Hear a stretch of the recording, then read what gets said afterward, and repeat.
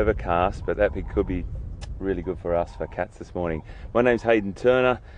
Some people call me HT, so if you hear Pete refer to me as HT, that's who he's talking about. Pete's going to be out somewhere around here this morning, and we're going to go across to him as well. But if you haven't been with us before, this is a live safari coming to you from South Africa, and we're going to go out and see what we can find this morning. We found some really beautiful leopard tracks last night, and we just could not find him on this area. We think it was the quarantined male. But for newcomers, welcome. For regular viewers that have been with us for a while, welcome back. We saw some great stuff yesterday, and really beautiful elephant encounters and some lovely antelope, but we're really after that leopard this morning. So we're just going to have a little sort of scratch around here, the area where we saw the tracks, and see what we can find. It's a little bit overcast, but that can be a good thing for us, and we may as well get on our way. So welcome aboard.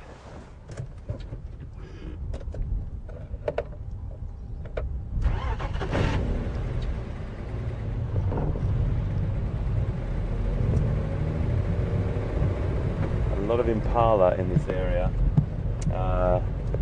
This area here is known as Quarantine on Karula Game Reserve, and it's a grassy sort of open area, and a lot of the prey or hoofed animals will spend time here during the night. It's a safe area where they can see or hear or smell a predator coming, and they have a tendency to congregate here during the night. Herds of impala, herds of wildebeest we saw here last night. So we'll just take a little drive down here. It's a little bit windy this morning, folks, so please excuse if the wind's blowing hard on our mics. Brian's with me on camera this morning, and he's my other set of eyes, so he's a little bit more elevated than where I'm sitting, so it's always great to have another set of eyes. And on any safari drive, everyone on board helps with spotting. The more sets of eyes that you've got on the vehicle, the better. So as I'm driving along here, we'll try and look to see whether any of the tracks of this leopard cross the road, and that's what the roads are fantastic for as well. You can see whether an animal is crossed. It's basically like the bush newspaper.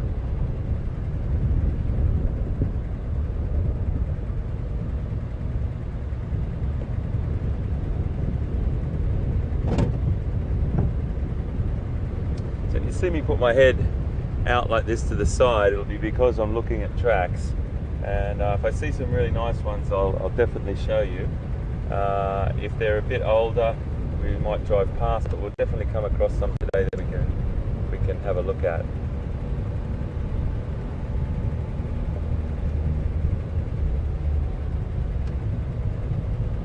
Got a wildebeest down here.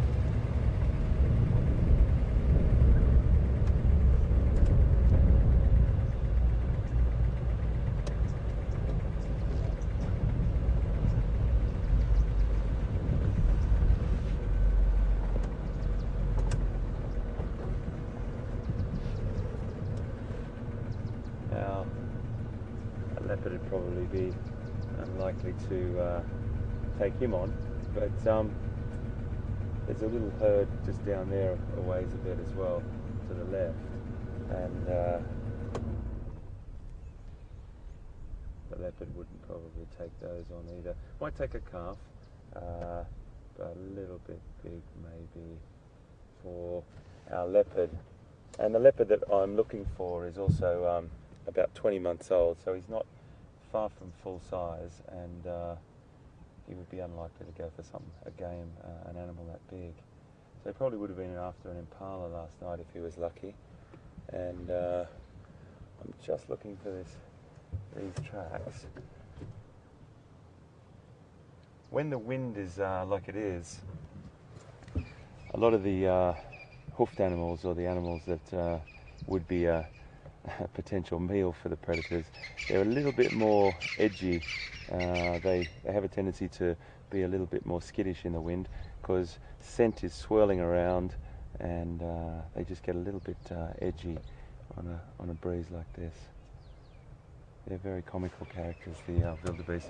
We'll definitely come back to the wildebeest, and I'm not passing them over too quickly. I want to stop and have a chat about them, but I do want to have a look for any of these leopard tracks if I can. Now I'm just reversing back because I want to go around the other side of this little area and see if we can find those tracks. So you use your I suppose, sense of powers of elimination, I suppose. We drove around here last night when we left you, and there's been not many vehicles along here this morning. If we were to see leopard track on this road, we would know it was after we were here or quite fresh. So it's a really nice little indicator of how the leopard may have moved through here last night.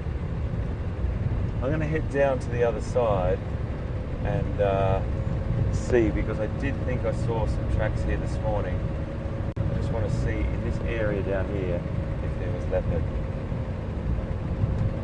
It's a beautiful temperature for them. They'd still be hunting. We had a question yesterday whether leopard hunt during the day, and it was a really good question because most people probably think that leopard just hunt during the night or the cooler parts, what we call it's crepuscular behaviour, and that word basically means more active at dawn and dusk and keeping out of the heat of the day. But the way that I answered the question was that, you know, we can read all the books and we can learn all about the animals, but you will always see behaviour contrary to that, and animals will do what they want to do when they need to do it, and sometimes you see leopard hunting during the day, particularly if it's much cooler, and depending on how hungry the animal is, it will potentially contradict that all that information that's written in the books.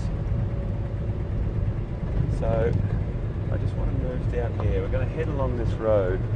It's quite a sandy road, and that road is definitely a great road to see tracks of leopard.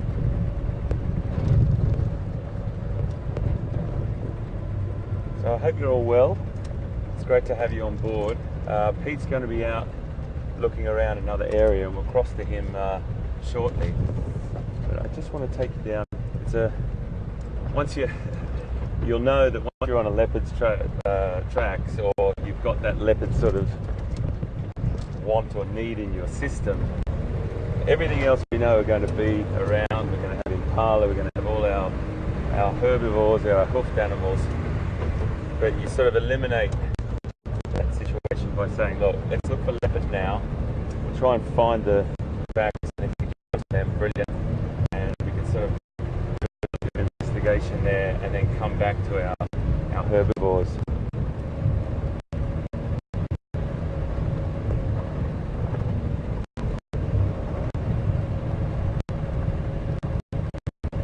It definitely feels like there could be a little bit of rain in the air.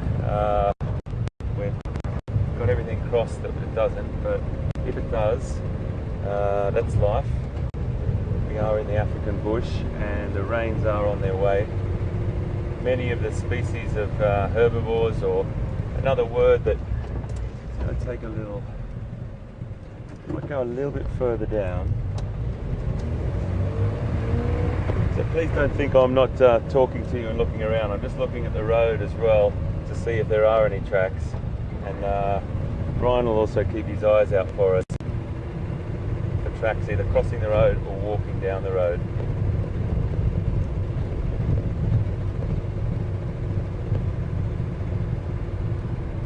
A lot of the hoofed animals, another word for hoofed animals that you might hear us refer to is ungulates. It's spelled ungulates. Ungulates. It's a great word, and it's basically a word that encapsulates the whole hoofed animal family.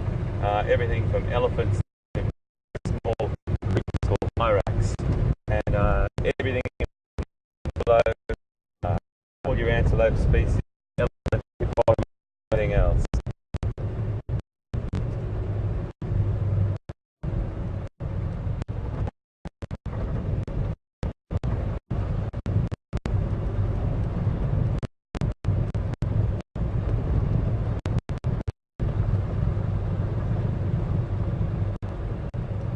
think what I should do is carry on, and I just want to say good morning to you all, and if I see any tracks, I'll definitely come back to you, and maybe we'll just cross over to Pete and see how he's going.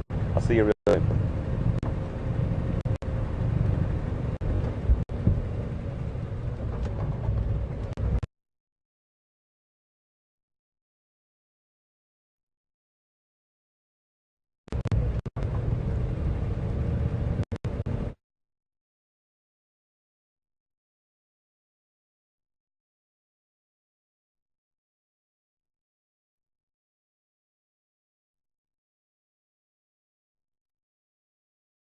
In fact, let's have a little look that way. We've got some pretty dramatic skylines, big clouds building up. I was going to say ominously, but it's not really. I always like it when there's rain on the way. It's not the best always for our vehicles, but from a bush point of view, from a wildlife and nature point of view, rain is a fantastic thing. So beautiful skies. I don't think it's going to rain. It shouldn't bother us this morning, maybe later today in fact. It looks like it might build up, but stunning morning. My name is Peter. VM is behind the camera. VM, nice to be out here with you as well. Will back in control, Graham there as well. And then of course everyone else joining us, many of you old friends. I know I haven't had much time to say hello from a sort of a friend point of view yet, but lovely to have in the vehicle. And then of course, very excited to have everyone that's maybe for the first time or the second time only with us.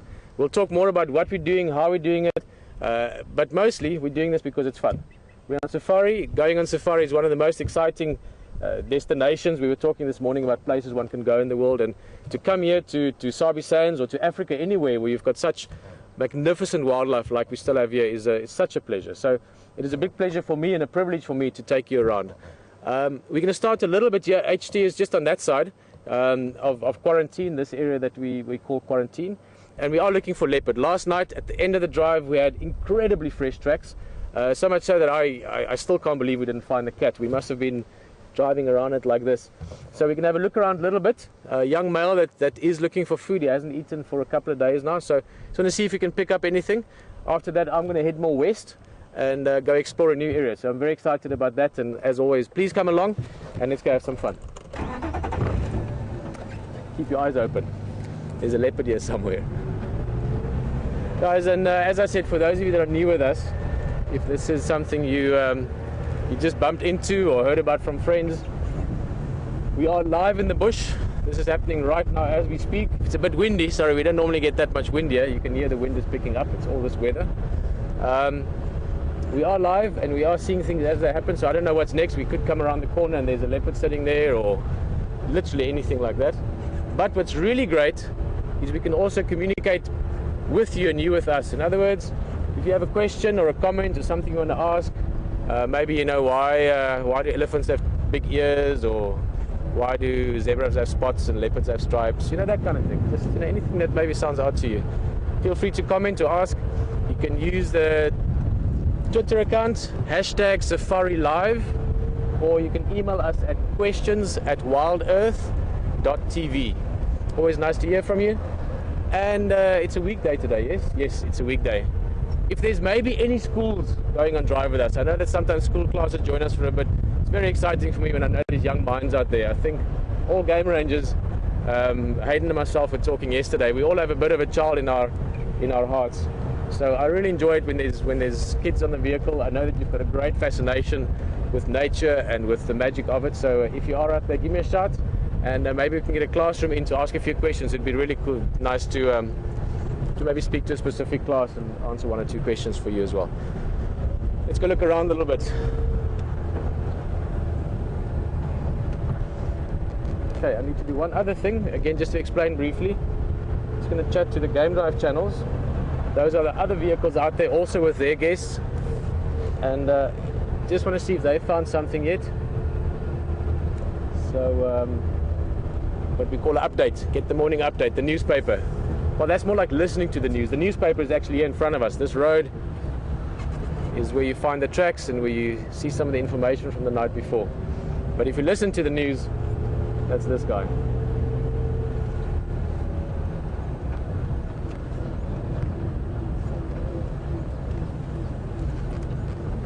Andrew again. Morning Mfo, how are you?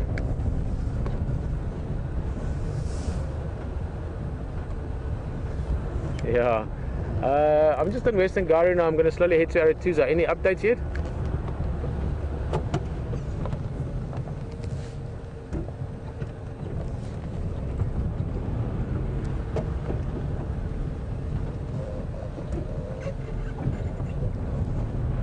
Okay, copy, thank you.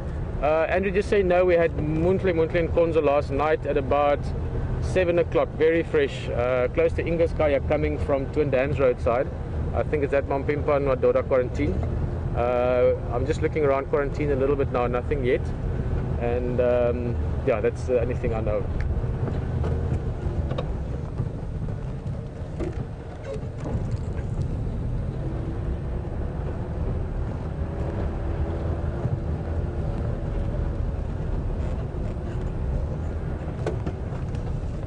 Yeah, last night the same. We also checked and there were no hyenas there. So yeah, is there another kaya somewhere, or is it just the one?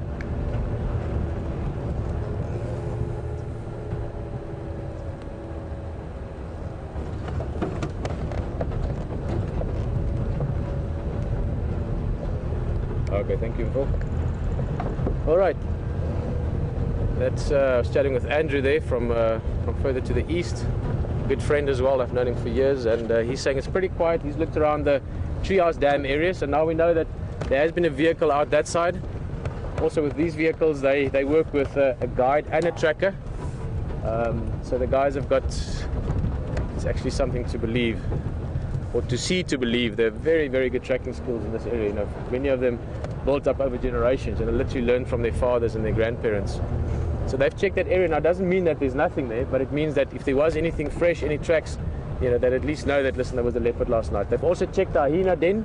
We've got this beautiful, beautiful hyena den here, and they have checked it, and we just said it's quiet at the moment. He's not sure why, but the tracks are there. So they are still around, but they, well, can't say I blame them. I wouldn't mind a little lie-in when it's nice and cool in summer, like this morning. So we're just going to have a little move around. I think I'm going to go up your Finns Road, up towards Zoe's Road, Impala Plains, and then we see what happens from there.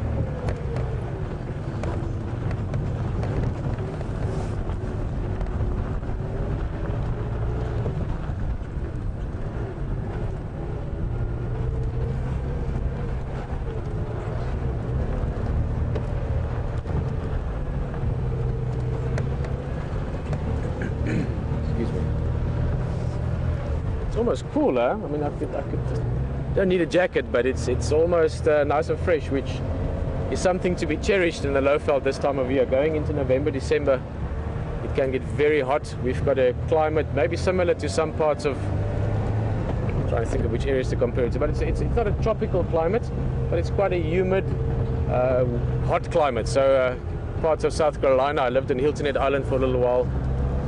I wouldn't say quite that humid. That's probably the most humid place I've ever lived in. But like parts of sort of southeastern states maybe. So days like today when it's cool, overcast, fresh, you enjoy it, because tomorrow might be another hot one.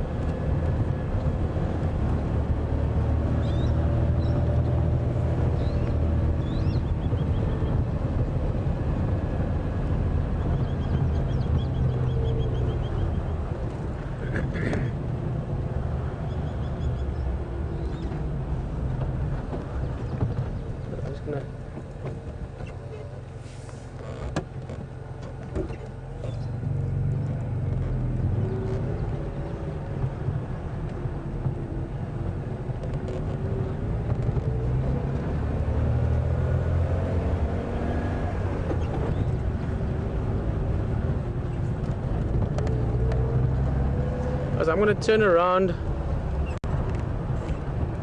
a little bit, so I'm just listening to the game drives. We've got another vehicle, Ephraim, on that side as well. So I'm just going to do one more check across quarantine. I haven't seen any leopard tracks this side, so maybe it's just worth a while to just give it one more sort of casual drive through in that area, see if there's maybe any indications of something, and then we'll go straight west from there. very important to know who's going where. You know, different vehicles and sort of maximize your sort of grid, if you want, so that you check various parts, and then the guys start narrowing down. And that's also why the wildlife viewing is so phenomenal here, because they are found. And if you do find them, they're habituated. In other words, they're used to the vehicles. They know that we are not going to bother them or harass them, so you get this amazing natural behavior.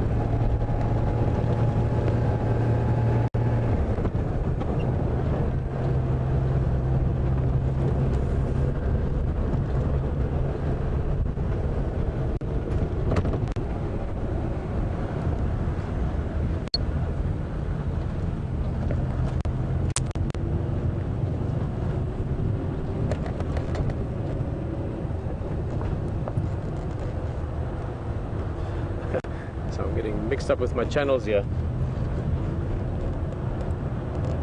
Trying to get everything on what everyone's saying. Let's take this little road.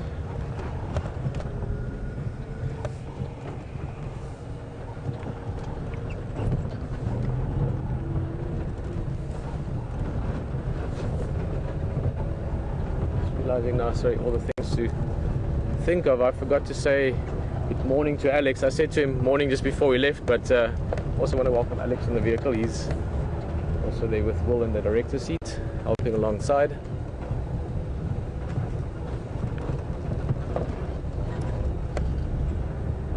No, it's something that I can honestly say is such a pleasure when you're out in an area like this, and I can start it very, very close to everyone with us on the vehicle, and with that I mean the whole team of Wild Earth, putting together what we're busy with at the moment, and obviously everyone out there, you guys taking part, and that includes also all the guides and the lodges, the whole sort of ensemble, if you want, of everyone out here. And that is, it's such a pleasure that everyone's positive. I think so many parts to life, people live in environments where they have to sort of struggle and compete and fight to get what they want, but out here there's a really nice feeling of everyone's here because they love this environment. And more specifically, our whole crew really love doing this. This is such an exciting thing to be able to be part of a project that is in many ways brand new, and in many ways sharing things in a brand new way. What I mean with that is that it's so far removed from what people used to consider as different things about wildlife on TV. This is an experience that's very exciting. So why I was thinking of this, I'm rambling a little bit, is that we've got people from different parts of the world as well. We are Afrikaans speaking like myself, so we both English is a second language, or language that we learn later on.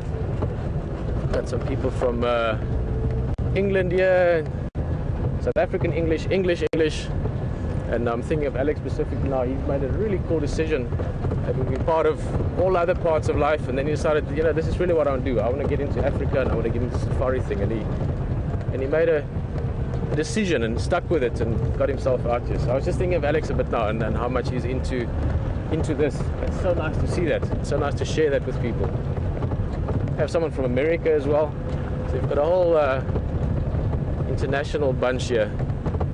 The same as for the morning drive or the sunrise drive. I know for many of you, especially in North America, Canada, America, it is late at night for you now. So get another cup of coffee if you want, or walk around a little bit. I'm hoping we're going to find something for you. Now we're looking around, and the beauty of this is you never know what could happen. I mean, literally any second, any minute, we could find that leopard, or we could find just maybe a beautiful bird that we don't often see, and that's the joy of this. The drive itself is lovely. I mean, just look at this. Big trees, beautiful views, and then you have that added excitement, or the additional excitement of, you know, anything can happen. You could be looking at nothing, and the next thing you could be looking at a leopard, split second later. And it's nice when people share enthusiasm for something as beautiful as, in this case, African nature.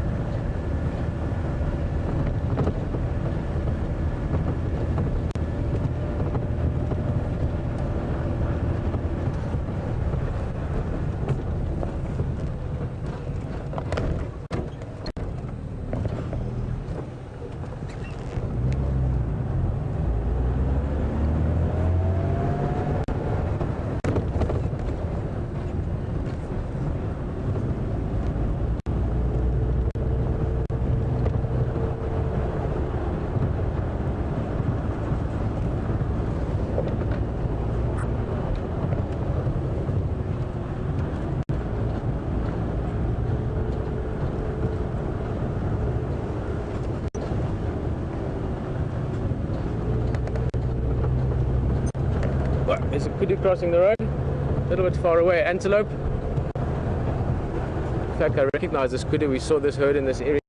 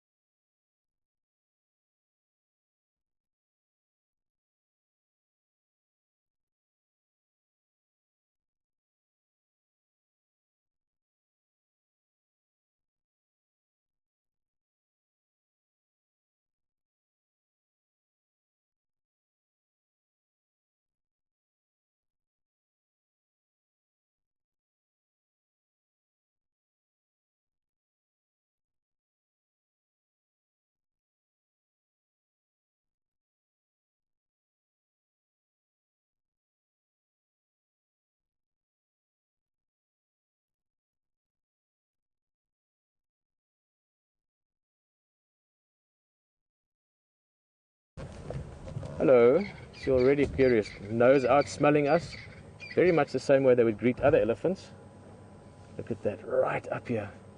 The tip of that trunk is probably 3-4 yards away. Now, typical. Smelling us, now pretending to eat. Now, this elephant's not eating those twigs because he's hungry. He's eating it to be doing something while looking at us. Look at his eye. He's not looking at the food. He's looking right at us.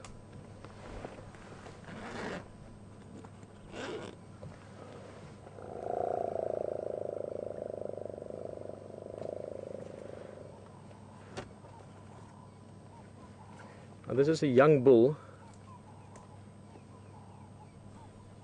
And not old enough to be separate from the others yet. Sort of like an old teenager.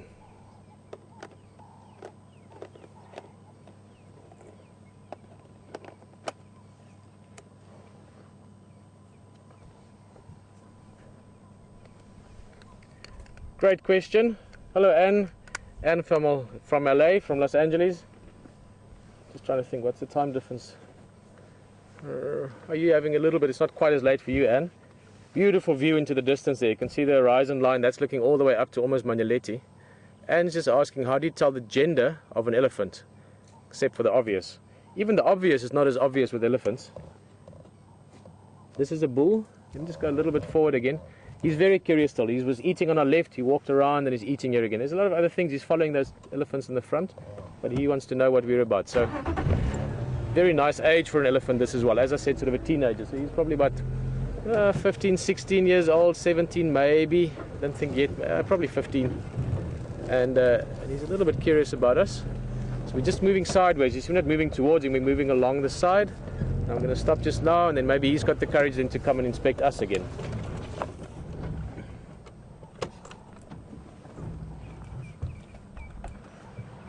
So, Anne,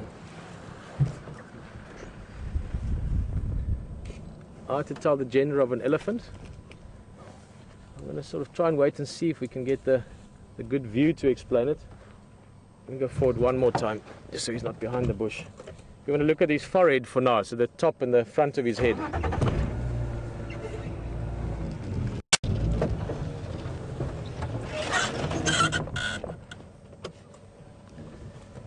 Here's a nice view. Now, this is still a young bull, so it's not as obvious as it would be if this was, let's say, a 30-year-old bull. But elephant bulls have got generally bigger heads than the females relative to the body size, but also a more rounded, fuller head. That forehead and the skull development of the bulls are thicker and heavier than the females. So the females have got a slightly more squarer forehead. I'll show you just now when we get a look at the females in front. So that's probably one of the easiest ways. Pure size, and again we're now talking about adults. You know, if you're looking at big mature elephants, big bull elephants can easily be twice the weight of big female elephants. So sort of 2 to 3, 2 to 4 tons. Yes, you are very big. We are intimidated by you and realize you. That's what he's doing. He's just shaking his head, and that's really not aggressive in any way. It's just to sort of ask us, you know, what's up? What are you doing here? And also because he's still curious, but he's still not sure now. He's a bit like, okay, well, they're still here, and do I go look at them? Do they, you know, sort of just doing his thing. So the bulk is the difference. Big bull elephants in this area, you know, really big males will be 6 tons, 6.5 tons.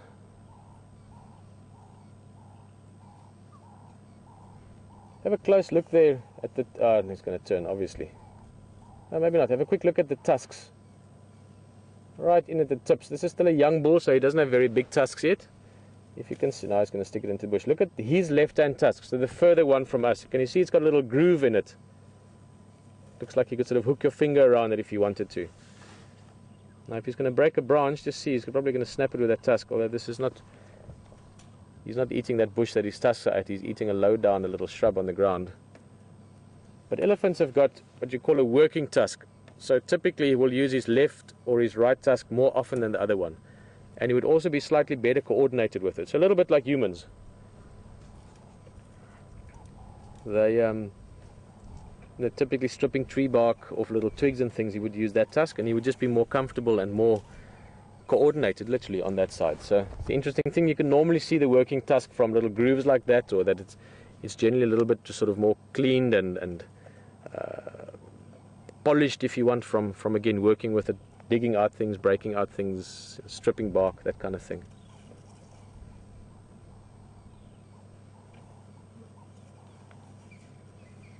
So that would be, for instance, one of the ways to recognize this guy. If we see him again, notch in the left tusk, he doesn't have a lot of ear markings. He's with a group that the female normally has a left sort of a V notch in the left ear.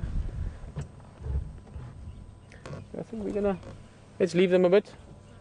Cheers, mister. We will see you again. We're going to get to know this guy. If they stick around for the next few weeks, he's got the right sort of interest and aptitude to be a really nice elephant to get to know.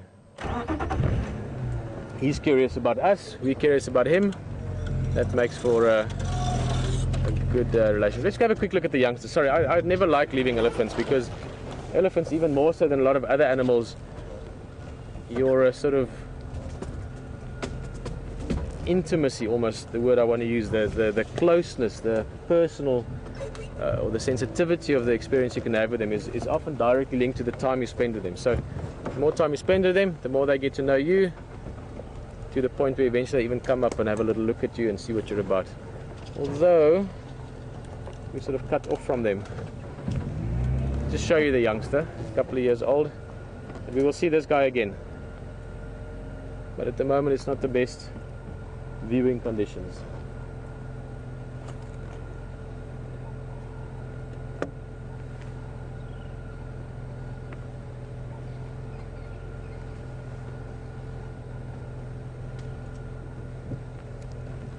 Let's look for them maybe on the way back this afternoon. They're sticking around. They'll probably go for a drink of water later at Gowrie Waterhole, there in front of Wetela Lodge. I think we're going to head west. Nick de Jong used to always say, head west, young man, head west. West is best. Nick had about 1,000 sayings like that. He would also be... Oh, I'll tell you more stories about Nick another time.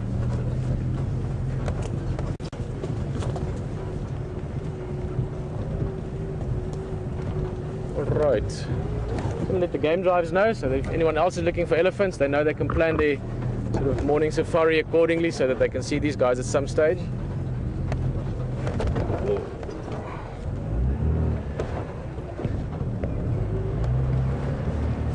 Rough road, you know. All stations, just to update, there's... Right.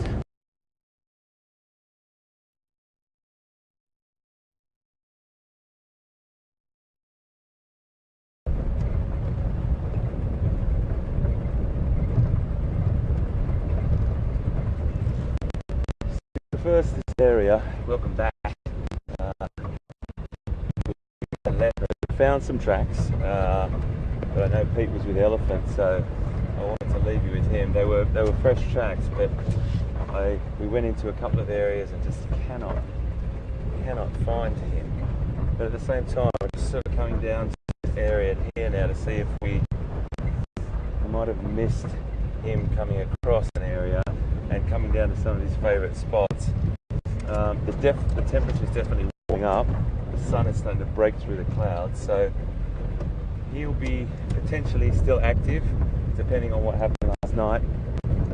And if he is around, we are definitely going to try and find him. We'll just come down to this lovely little sort of riverine area here, or what we call a drainage line, which is like a dry riverbed. I say that many times just to explain to you, because when we refer to it as a drainage line, it doesn't really make any sense to you if you don't know what we're talking about. So it's basically a dry riverbed. And this is sort of beautiful leopard territory through here. Cool, lots of sort of shadows now. And just trying to keep our eyes out. Now, of course, we're looking for many other things other than leopard. Anything that we come across we'll always stop and have a look at. But I just want to utilise this coolest part of the morning to try and find them. And then we'll start to go to some regular little spots where we know they may use to get out of the heat of the morning. It's great to have you on board. This is one of the most fantastic opportunities for a lot of our team to be able to bring this to you live. All of our team worked really hard to get this out to you live from South Africa, and it is a huge buzz for us to be taking you on our vehicle this morning on a live safari. Whilst I'm here, I'm just going to shoot across to this little spot where we know the hyena den.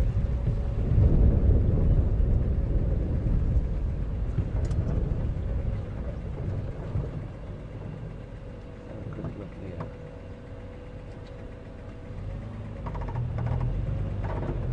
There's a little hyena den here, a mother and a sub-adult and a cub, a youngster, and we're just going to pop in and see if they're here.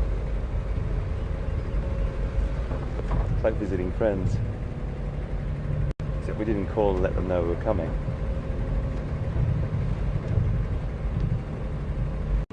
Rather bold of us, but anyway, I think they'll understand.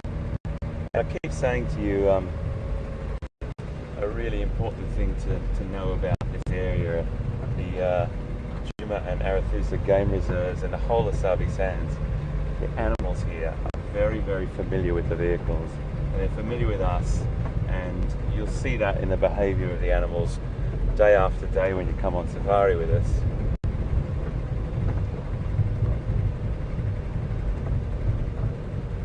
They may or may not be in.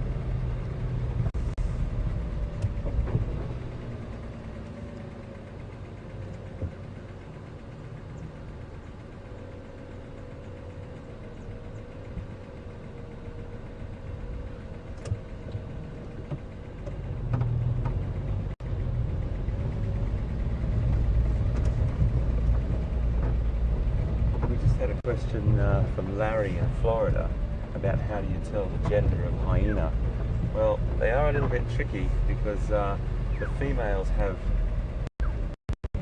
very, very male looking genitalia, and as well as the obvious, and it can be quite tricky to tell, but one of the things about that's easy when they're next to each other is that the females are quite a lot bigger, Larry. When I say a lot bigger, noticeably bigger than the males, and that's probably the most obvious way. And it is a little tricky, but when you see them next to each other, you can definitely tell from size. But the females do have that male-looking genitalia, and there's a lot of different theories about it. But one of the theories is that having that male-looking genitalia, they can be very, very dominant within the hyena pack, and the females rule the roost. That's for sure. Males are quite comical when you see them bowing to the females. They do this incredible behaviour of they would do anything to avoid aggression from females. It's definitely the females that rule the roost. And the female that's here is spectacular. She's a really, really big female, and then she's got a sub-adult with her, and she's also got a little pup who is really cool. He's a very, very cute little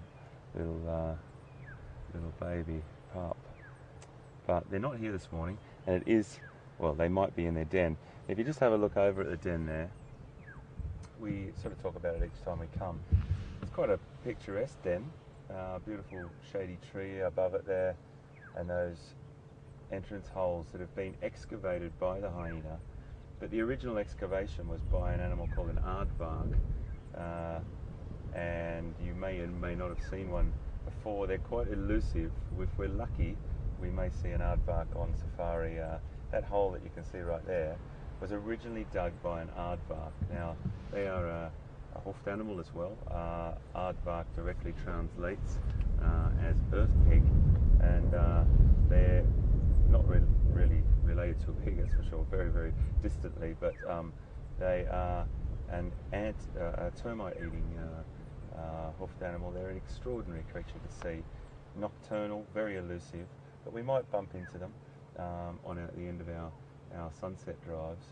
And what they would have done is use this termite mound to build a burrow, and then the great thing about that is they then leave that, and then another animal will take it over, potentially a warthog, or maybe just straight to a hyena.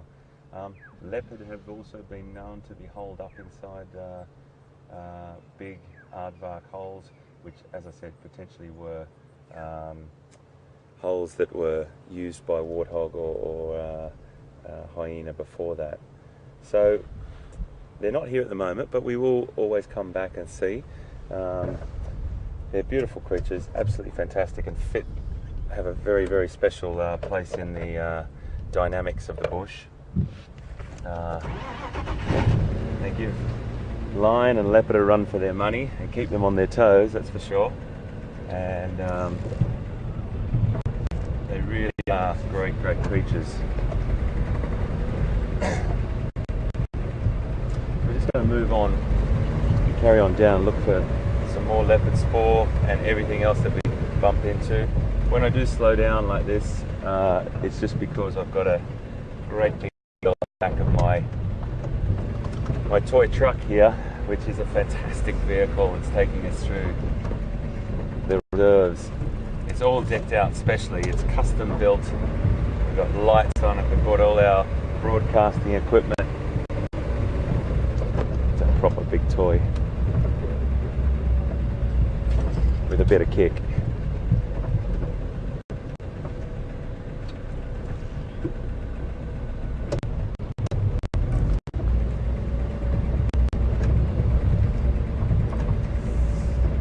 So I'd love to take you down into this area now, and let's just have a poke around down there and see what we can find. We'll also stop at a couple of water holes, which are always a great thing to just have a little bit of a look at. There's a lot of areas that you're going to see this morning that have been burnt, and we touched on it yesterday. It's always a good thing just to discuss, because people might be watching and say, why does that area look like it's burnt and that area not? Well, there's a couple of management techniques that the rangers and all the land managers will use, and that's potentially to burn an area, what we call a controlled burn, and you can see it here quite obviously. There's a really good indicator.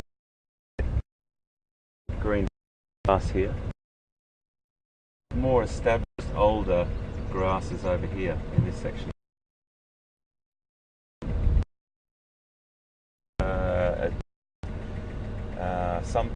But wildlife, it is an incredibly important thing. Grasses over on potentially not as palatable to a lot of the herbivores, to a lot of the grazers particularly. And what we'll do on a rotational basis is burn off an area. Sometimes we burn off, and as I said yesterday, that could be a lightning strike, and that does occur. But on a management scale, that will be burnt. You get a very, very good flush of grass there. I'm just looking at the aerial under these low-hanging trees here, and it's a really great bit of nutritious forage for the grazers, and they really do start to go into it. This is only about 2 years old, so the rains are coming, the seasonal changes are upon us, the grasses are going to get longer and more lush. There comes lots of all different species of animals being born, and overall a pretty fantastic time in the bush.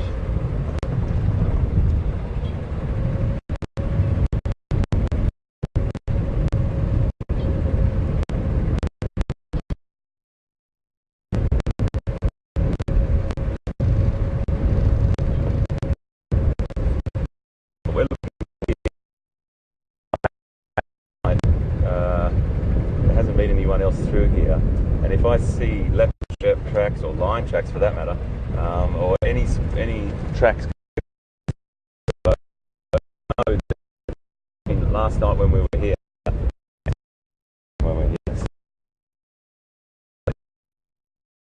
sorry about the bumps here guys, hold on for a second.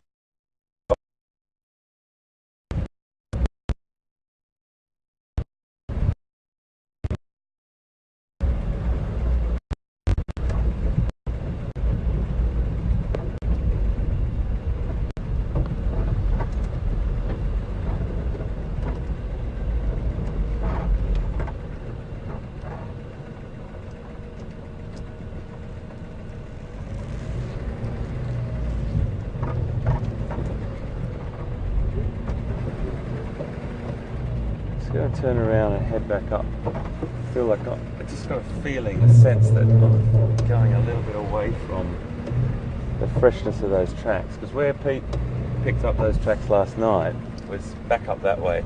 I've just come back down this way to see if he might have made his way down, but it just doesn't feel right. So we're going to head back up, see what we can find. Sorry about the bumps.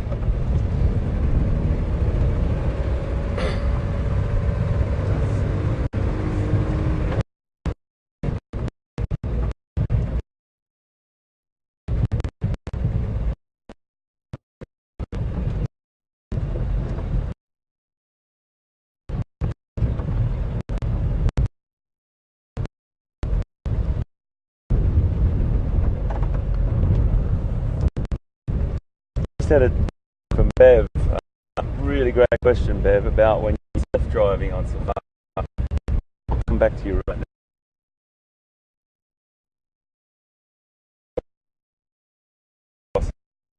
Bev, I promise you I'm coming back. I'm just going to, here's a bull. We've seen a lot of them. Here's a younger one. I'll just move up a bit closer and you'll get a better look at.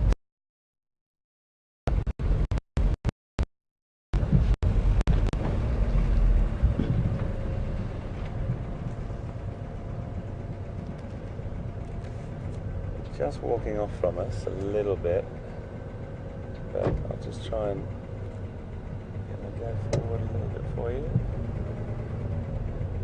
That's a Nyala, spelled N-Y-A-L-A, Nyala.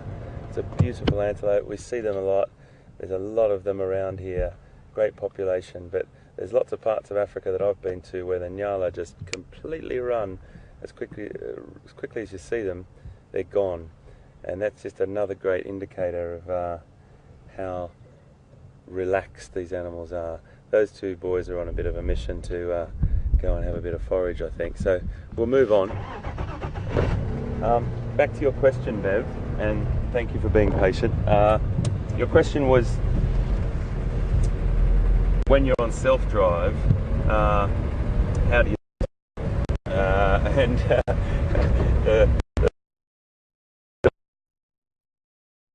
the answer to. It's a lot of tracking and the habitat, particularly the habitat of the day. But your question was about you normally hyena.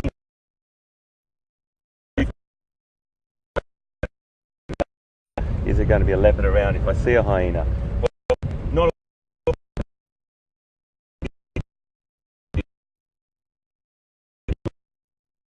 necessarily tracking. Unless there's food now. Even documented some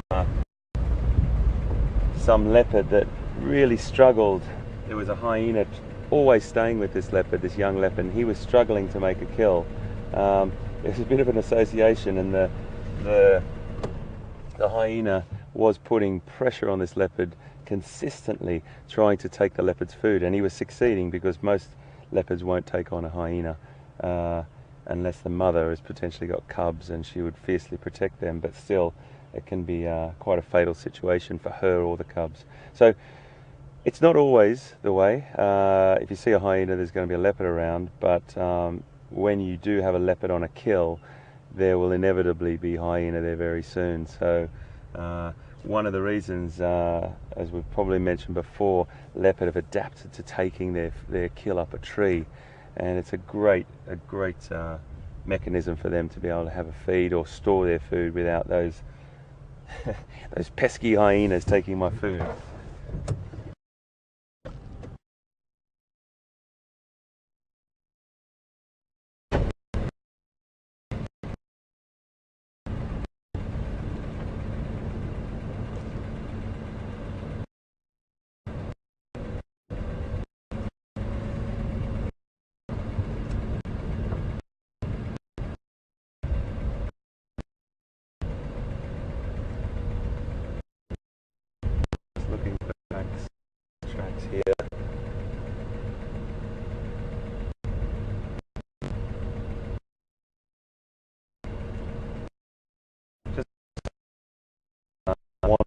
in Ohio.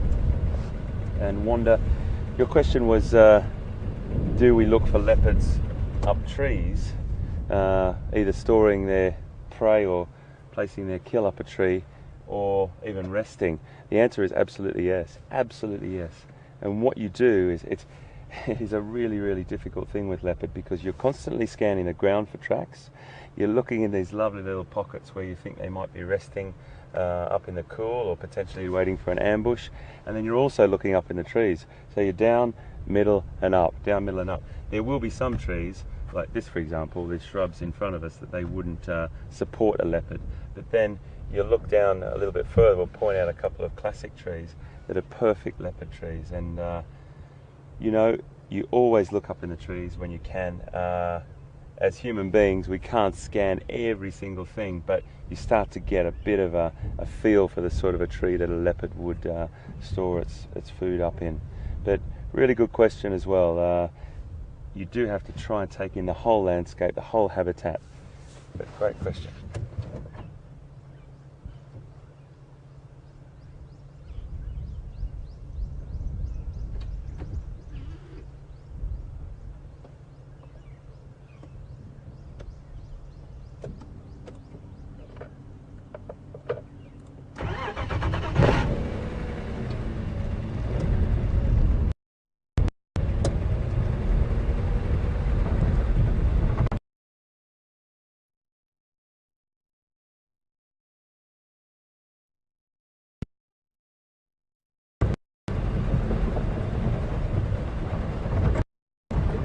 Always looking.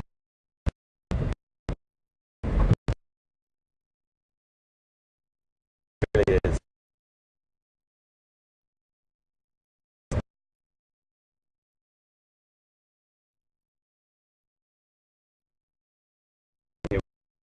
A major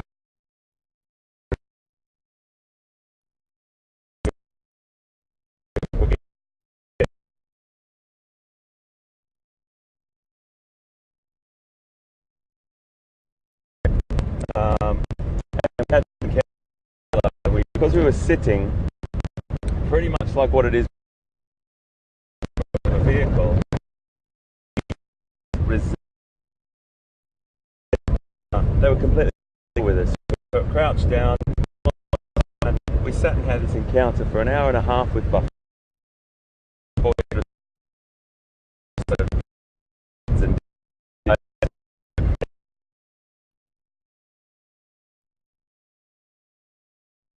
Stood up.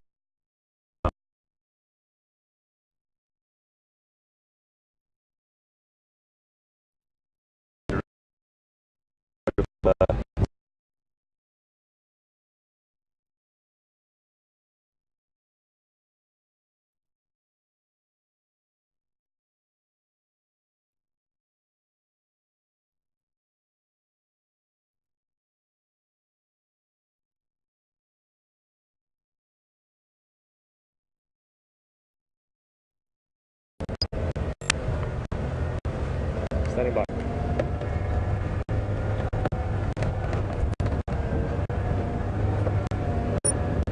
Welcome back. We actually made our way back towards camp again, and I just heard something on the radio from one of the game drives literally seconds ago. So I just want to quickly radio them and see what it is. If it is what it is, it's something we might look at. So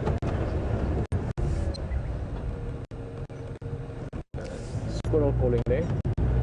So let me just first find out what's going on there. That might be with our wall. Andrew again. Sorry.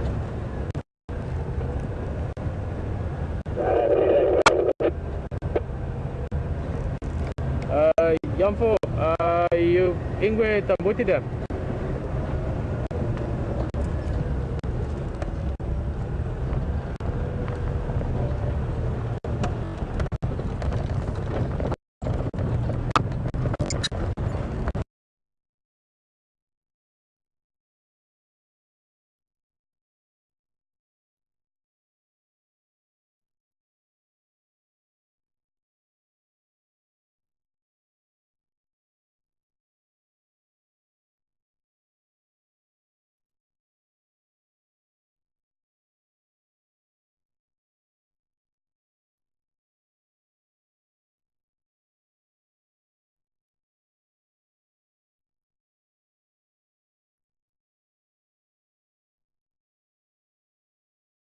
right. Welcome back, guys. Sorry, VM just had to jump off there quickly. We just did a quick check, technical check. Technical tech. Please, if you are new with us, maybe first or second time on the drive, I'd like to just remind you that we are doing tests. In other words, this is something that normally would happen, let's say, behind the scenes.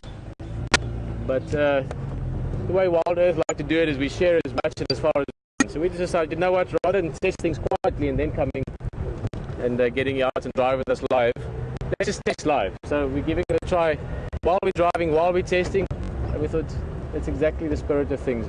We want to take you on a journey, we want to take you on an experience in Africa, on a safari, and for those of you that are keen, join us from the beginning and sort of grow with us at the moment. But it is the technical test phase, so there are a few glitches, this and that. You can imagine, well, you don't have to imagine, but you can easily imagine that we are in the middle of the bush, and at the same time, you, wherever you might be, East Coast, West Coast, Europe, Namibia, South Africa, Australia. I wonder if you've got any other Australians with us other than HD. London, maybe you might be from. To share all of this real time is something quite amazing, I think. Then again, I'm getting quite grey, you know, so that shows that I am sometimes still surprised by technology, but I'm really happily surprised by technology in this case. So to do that, there will be a few little glitches to work out. Mr. Murphy, he also loves being on safari, and he's decided the most exciting place for him to be on safari is with us. So we've got to, you know, befriend him a little bit and get him to find a comfortable place in the vehicle where he can sit quietly and not bother us. So Mr. Murphy, welcome in the vehicle. You're welcome. Just sit back and relax with the rest of us and just enjoy the drive. Don't have to do anything. We'll take care of it. Just heading north now. Let's see how it goes.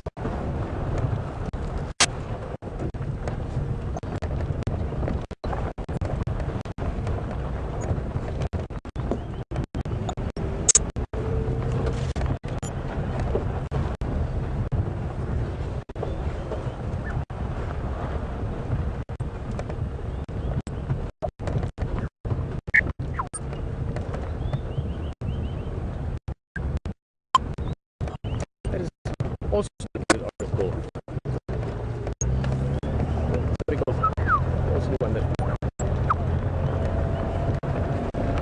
sorry, black-headed oriole is a bird. We were talking about it lots yesterday. The bird that has sort of become the sort of first call option for most game rangers when they call each other in the bush or in town, but when they call each other in the bush, it works well because animals won't know that one person calling another. It'll just sound like a black-headed oriole calling.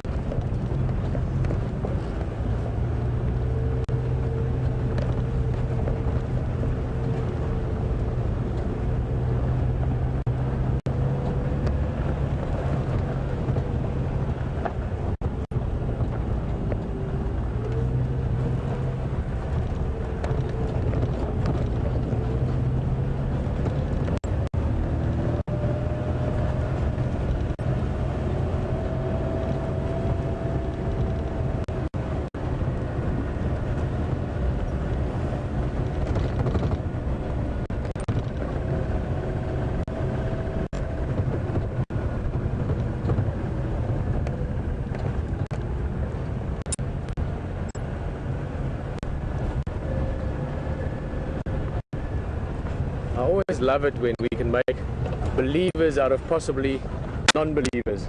Not that you're a non-believer, Kendria. In fact, lovely name by the way, Kendria.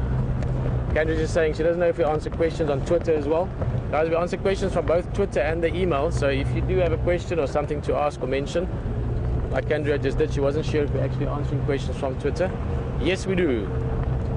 And you can tweet us at Safari Live, so hashtag Safari Live, and you can email us at questions@wildearth.tv. Just for interest sake, and I'm just picking up the last few days with questions. Questions are lovely. It really is a very, very nice part of the drive, and it has a massive effect on the drive as well because it really steers the way we all have a conversation. One conversation leads to the next. This is a very normal principle for any conversation. So questions that are pertinent to what's going on, what we're looking at, what we're sharing. In other words, things that we're all thinking about. It's very nice because then it's a combined conversation. but also questions that are specific to things around us, things you hear, things you see. That's always lovely as well, showing that, you know, maybe highlighting something that we might have missed. And then I think more often on the Twitter account, and it's not necessarily that you tell us. Okay, so it's not necessarily that you have to tell us where you're from. It's always nice to know where you're from, but I know where you're going. You're going to see some buffalo, so enjoy it with HT, and we'll see you just now.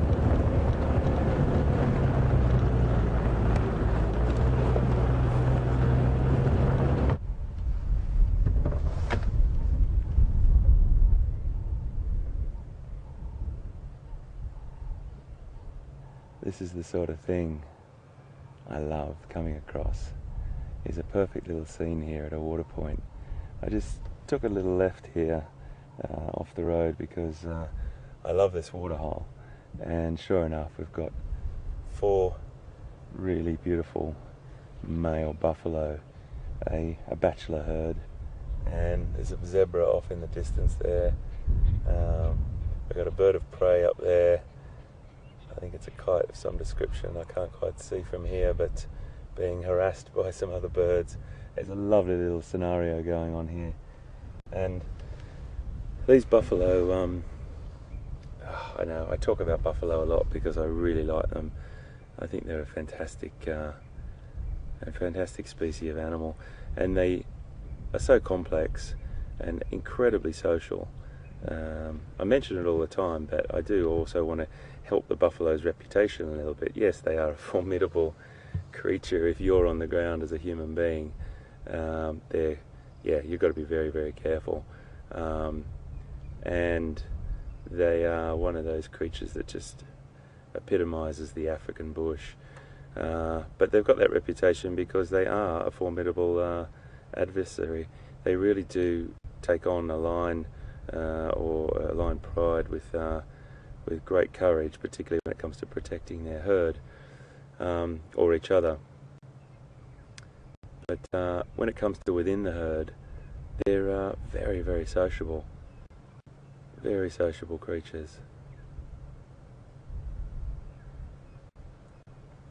What they're doing right now, they've just been down for a drink, and they're ruminating, which is they're chewing what we call chewing their cud, and you've probably seen cows doing this, or potentially these animals in the wild yourselves. But they really do just take it pretty easy. These boys will look after themselves, protect themselves, but they still could be taken on by a line pride. This boy at the front here is amazing. He's a huge male. You can see that center part of the horns there. It's called the boss, and it's a really protective structure there over their skull. But it's those horns are definitely a huge part of their life, and protect them fiercely. You wouldn't want to get on the wrong end of that.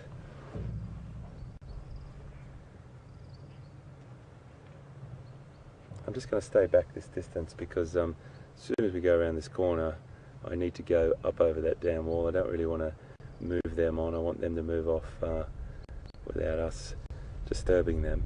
It's lovely to see the zebra in the background there, all coming down to that water point. Now these waterholes are obviously a place of fantastic action, and you see that, look at that buffalo as well. They just put their heads on each other. But the zebra, going back to the zebra, they're drinking there. There's always a couple of them looking out for potential danger. 1 minute it can be quiet and peaceful like this, and the next minute it could be a completely different scene with one of the large predators, particularly lion, coming down here and taking advantage of that situation.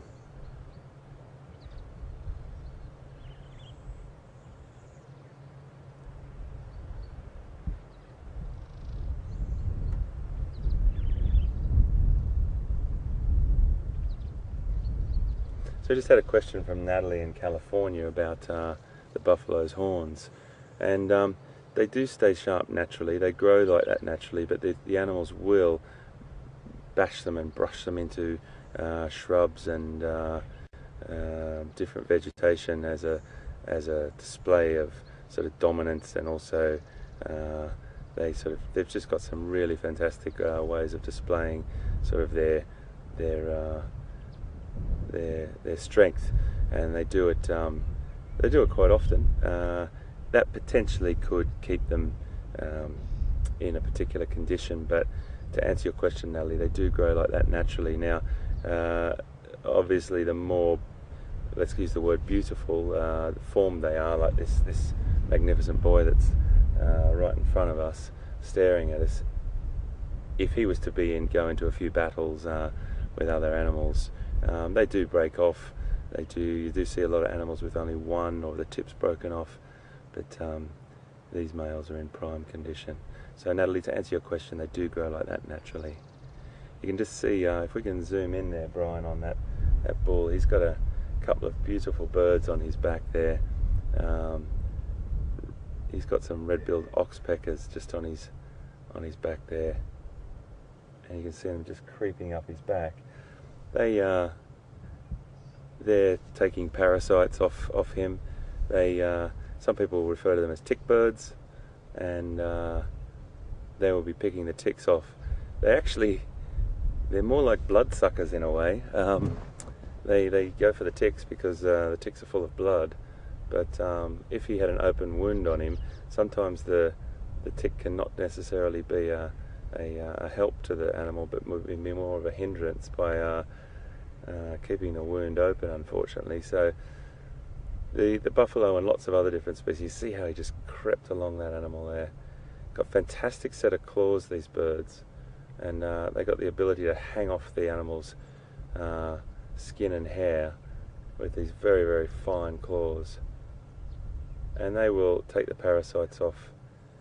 You'll start to see also another couple of birds. There's a small bird. It's very, very difficult to see from here, I think, but you might see him flitting around. It's a little black bird called a fork-tailed drongo, and he's a little flycatcher, as well as there's some starlings there, and they will be sort of congregating around the buffalo, because as the buffalo kick up grass or vegetation, they might unearth a little morsel for one of those birds, or send an invertebrate, a flying insect or something, into the air, and the birds will benefit from that. So everything fits in, everything works together, and all the animals that we're looking at have a special place in the habitat and the environment. They are taking their time, so we're just going to sit for a little bit longer. So just to finish my buffalo story, the reason why my friend and I, Marius, sat with those buffalo for an hour and a half, an hour and 3/4, is because those 200 or 300 buffalo that were with us, surrounded us on this termite mound, and then they all started to lie down and rest and ruminate, chew their cud. So Marius and I looked at each other and went, "We look like we're here to stay for a while, mate."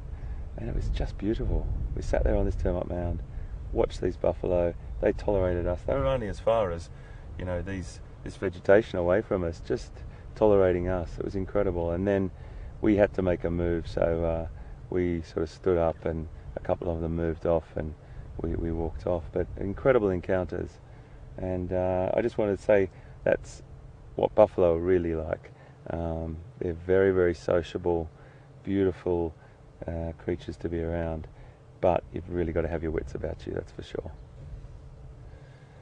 So I think my friends have stood in the shade here.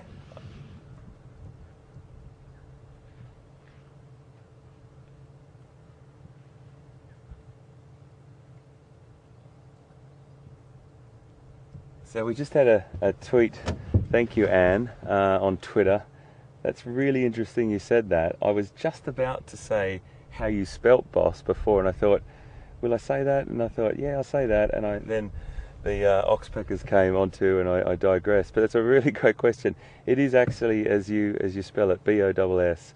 It's the boss on the front of the animal's horns there. So great question. But that was from Anne. Gave us a great tweet there. Anne and everyone else, we're going to scoot up this road here because I don't want to disturb these these bachelors. They look like they've had a hard night, probably protecting themselves or looking after each other. They're having had a drink. Our zebras are just there as well. We're going to scoot up this road here and just let them be. So let's see what else we can find.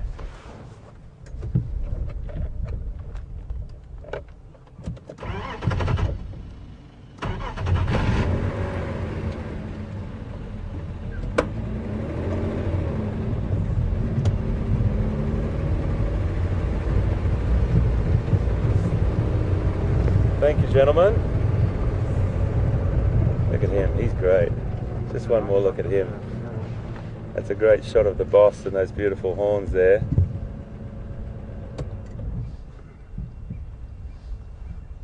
Nice. And so these are what we call bachelors, and just a little bit more on the buffalo before we move off is that the reason why they're there is either that they've reached their prime or they've been ousted from the herd, and sometimes they form these bachelor groups, and they might stay in those groups for a prolonged period, or they might split off, and they form all different numbers. The buffalo, you can have a solitary bull, you can have two older bulls that just stay together for quite a long time, and then you can have these bachelor herds. Yesterday I saw a group of about 15, but that might have been subgroups meeting up and splitting off, but they're normally in about 3s, 4s, up to 6, and they'll look after each other. He's a big boy.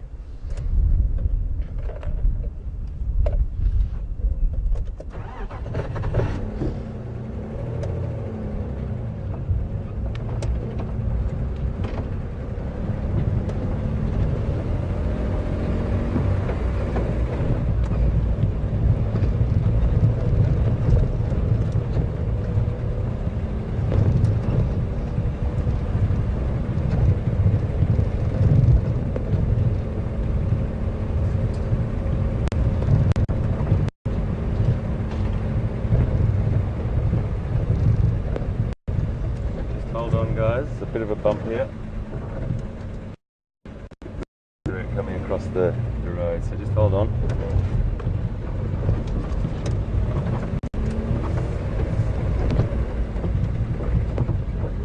My aerial.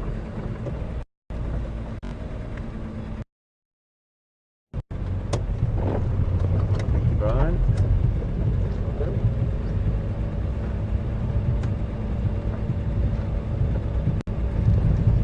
So the thing to remember also about the vegetation is some species of trees and shrubs and grasses like more sandy soil, and others prefer less sandy soil, so you'll get different vegetation. We're climbing up into quite a sandy area here, so the vegetation's a little bit more sand tolerant, and then down by that drainage line or that dry riverbed you'll get the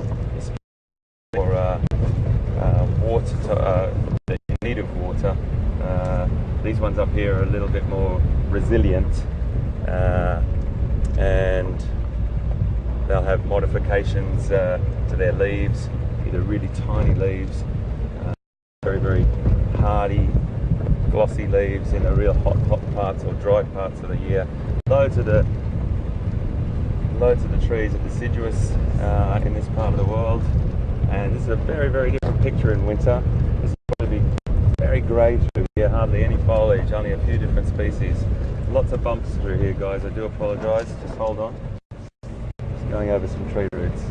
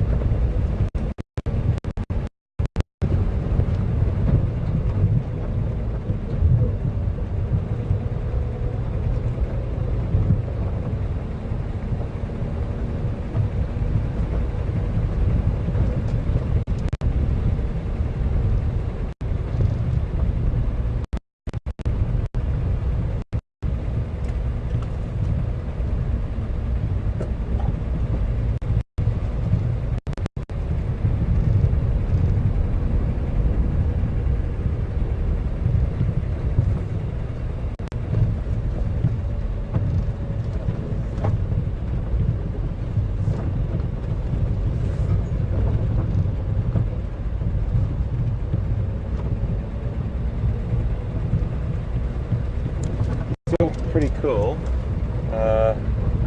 It's about 21 degrees, about 70 Fahrenheit, and you will still get active predators at this time, but they were starting to slow down. Now,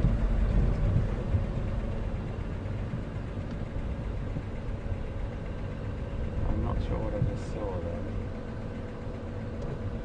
Let's go drive up a little bit further. It's always good to look up in the sky as well, because the signs of an animal on a kill, as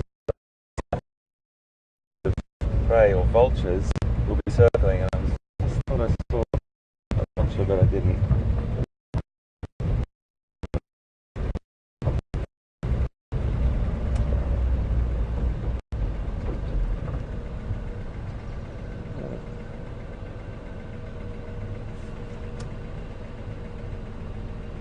I'm sorry I'm looking back, everyone. I'm just looking at a bird of prey, and it's very difficult to... Well, he might come over now. Is now a land here? He's coming over our head now. Right. Get up there. It's just a really hard to tell from it.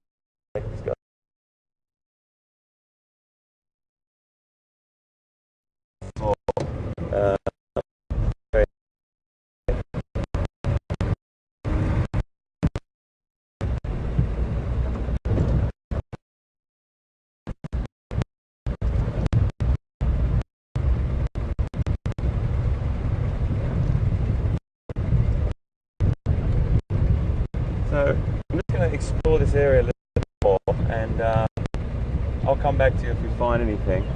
On that mission this morning, and you know, it's the live draw. It's no script. You're coming, well, we're coming to you live here from South Africa in the Djuma and Arathusa Reserve. So I really want to thank you. I'm not signing off about that. We're time. I throw to Pete, because I know over Arathusa and he's definitely going to be onto something. I'm going to have a look around. I'll see you real soon.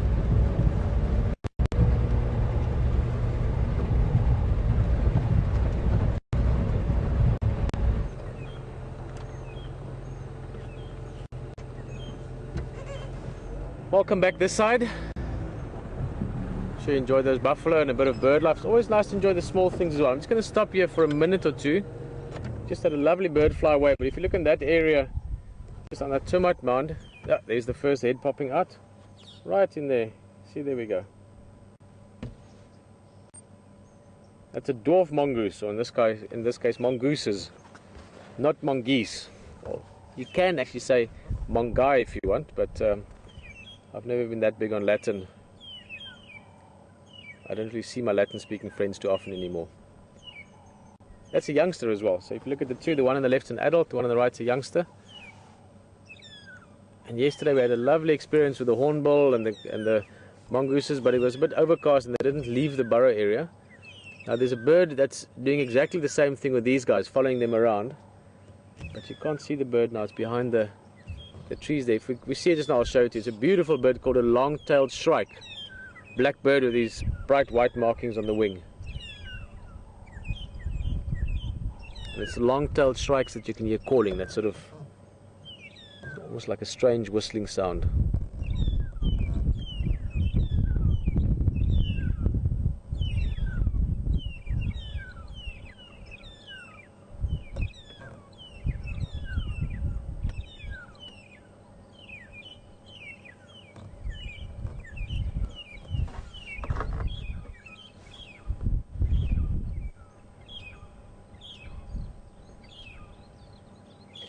A lot of animals, and especially these little guys, they tend to be almost more alert or more aware when it's windy. We've got a bit more windier than is typical for this area.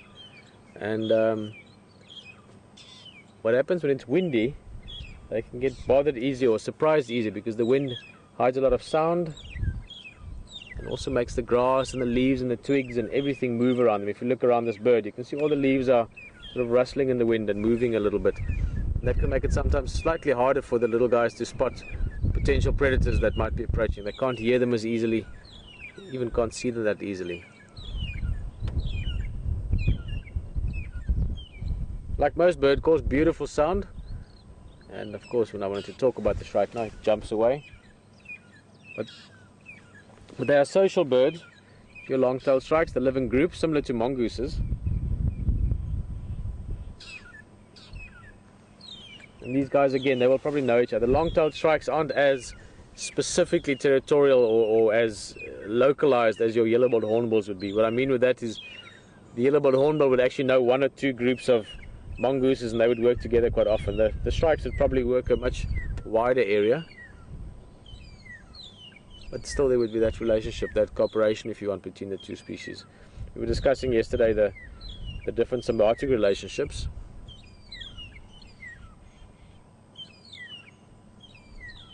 And this is a relationship where both species are benefiting. They're not reliant on it, but they do both benefit from it.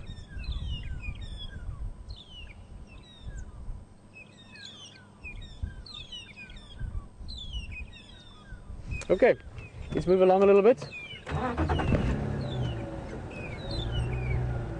I'm busy doing one of my favorite things in the whole world again, and that is driving a road I've never driven before. I've never driven on this road, I've never seen this area, I've never seen those dead trees, and I've always just loved that. So I'm exploring a new area. We're on Arethusa now, which is to the west of Waiatela and Gari that we were on earlier. And even though I know the area, I don't know the localized area. So new tracks to explore, new areas to see. This is a lovely place. We're still going to see something beautiful here. It's a nice open plain, bit of a clearing, nice for cheetah, but also good for leopard, good for lion, but actually just really good for good viewing. You know, it's just easier to see things when it's an open area. So we can explore a little network of roads here. I was just looking at the map. The best way to get to know these roads, people often ask us, how did you get lost? Now, obviously, if you've worked in an area for a year or 2 or 3 or 10, then you know the roads just like you know your own neighborhood. But if you're into a new area, the best way to do it is just to drive the roads, familiarize yourself with it, get some landmarks, you know, big trees or funny termite mounds or anything that can help you recognize the spot. And that's what we're going to do. This is a little spot called Knobthorn Pan up ahead, and there's quite a few roads around it, so I'm going to drive back, and for the next sort of 4 little shortcuts, use this as the reference point. So we go down, around, another road comes back out, and we do the same again, and then work it wider from that. So explore with me.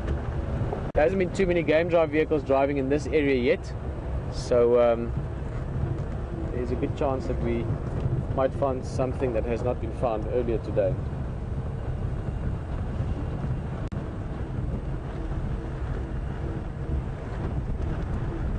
And that's what the pan looks like. I'll stop here for you. Now this pan at the moment is nothing more than a little bit of green grass and some dried mud. It's not a very big pan, but come rain season, or once the rains really come, this will fill up nicely, and it'll be a very popular drinking spot for especially smaller animals, small or medium animals. What I mean with that is not so much for elephants and buffalo herds and so forth, but it's also a very popular spot for mud wallowing. Buffalo, warthogs, rhino, those kind of animals, they come and roll in the mud. But it's really hot. I mean, today we're very fortunate, it's nice and cool now, but when it's proper hot, when it's you know, uncomfortably hot, then those animals love to come and wallow in the mud, cools them down. There's also other benefits. It also helps them to rid themselves of parasites. So if they've got ticks and things, fleas sitting on their skin, they go roll in that nice sticky mud, cakes up on them, and then later they go against a tree and they go rub and have a little scratch and clean themselves against it. And then in that process, they're also getting rid of the exoparasites, or the external parasites. And they also make the pan bigger, so it's a little bit of a process again. So you've got a warthog coming down, little Pumba, he has a wallow and he runs off, and he's probably carrying 300 or 400 or 500 grams of mud with him. A big rhino or a big buffalo, they could go there and have a wallow and carry off 5 or 10 kilograms of mud. And you do that over and over and over the years, you have a little hollow that starts developing. The bigger the hollow, the more water they collect, the more often animals will wallow there. So it's a continuous sort of changing or evolving habitat, these little pans.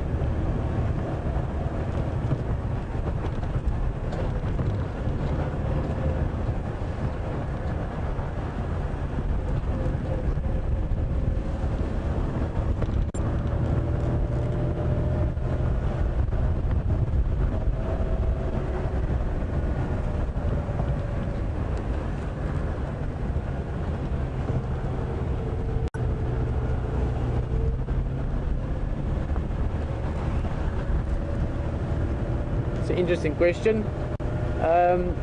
This one coming in from Montana, and what a lovely area. It's one of the places I saw small parts of it, but I traveled in the States. Montana was one of the places I wanted to become a cowboy. I wanted to go wrangle cattle for a while, and didn't quite make it to that in the end, but beautiful area. And Peggy is just asking if we could find eland. Hello Peggy, nice to have us here from Montana. It's been a while since I heard anything from anyone in that area. And Peggy, well, you know, technically we could. In this area, it's one large or one vast wilderness, you know, ecologically open with Kruger National Parks and other small reserves, other private reserves around the outsides as well. And in that ecological area, you do find eland. So if there was severe drought conditions or, you know, changes within that larger habitat, you might well find that you could see eland here. It's not impossible, but not likely. Eland, they like the slightly drier habitat, so if you go further north into Kruger, towards Fafuri and so on, you can get them. So it's not likely you'll see them. It's not really their type of habitat. A little bit wetter down here, a bit more rain, so things like wildebeest and buffalo and so forth sort of fill those niches better. But beautiful antelope, and not an antelope that people always know about, so I'm wondering why Peggy knows about eland. Eland, just for interest sake, for those of you that don't know, they are in the same group, if you want, as kudu, but they are the largest of all the antelopes. Big eland bull can weigh the same as a big cattle bull, or a big, I was going to say a cow bull. That would be funny. Although in the States that would make sense. I'm sure, Peggy, if I said a cow bull in Montana, you'd have a laugh with me, because I know that the general sort of reference to cattle is cows. But like a Brahman bull, let's put a sort of a type of cattle to it. A big eland bull can weigh a ton, even a bit more than that. A ton is 1,000 kilograms. That's 2,200 pounds. So very, very large antelope, and the largest of all the antelope. Yet very athletic, a bit like Brahman cattle as well. I've seen eland jump over game fences. That's 2.2 meters of fence, and they just jump over it like that, weighing about as much as this car. Crazy if you think about it. Insane to see as well, I must say. I've watched kudu and eland, and you see these things really do these amazing jumps, and you literally stand there and it's like, it doesn't make sense what you just saw. It's like looking at a big A380 Airbus taking off. You understand that they can, but when you see it happen, it still boggles the mind a little bit.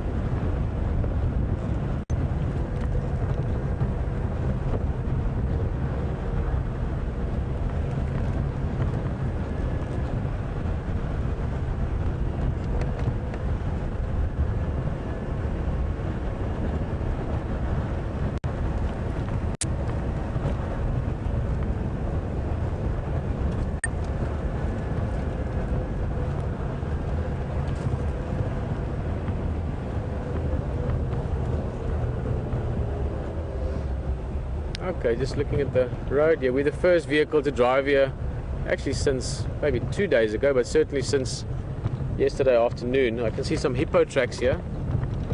Let's see if I can...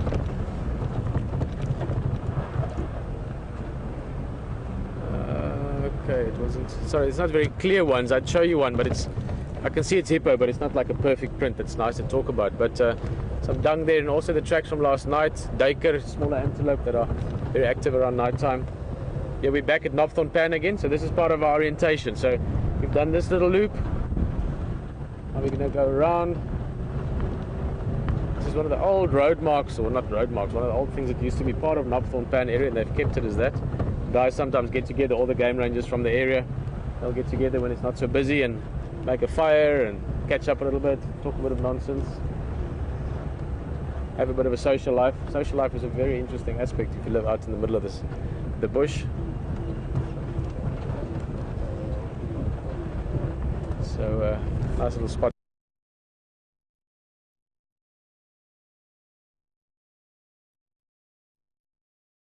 to meet. So now we're doing the other little loop. So Knobthorne Pan, often these sort of especially water type points will have a good road network around it, because water obviously attracts wildlife, and then you can follow them quite easily without having to necessarily go off the roads to follow.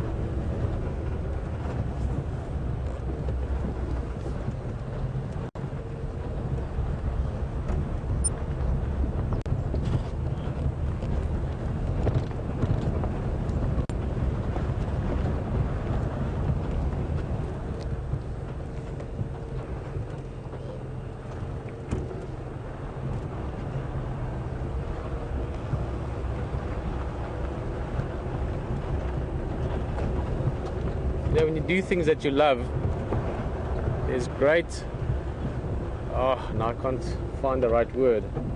Satisfaction is part of the word, but there's great contentment found in it, and great looking for something a bit more than that, but you know what I mean. And doing this, sorry, Natalie was just asking actually. Natalie, hello.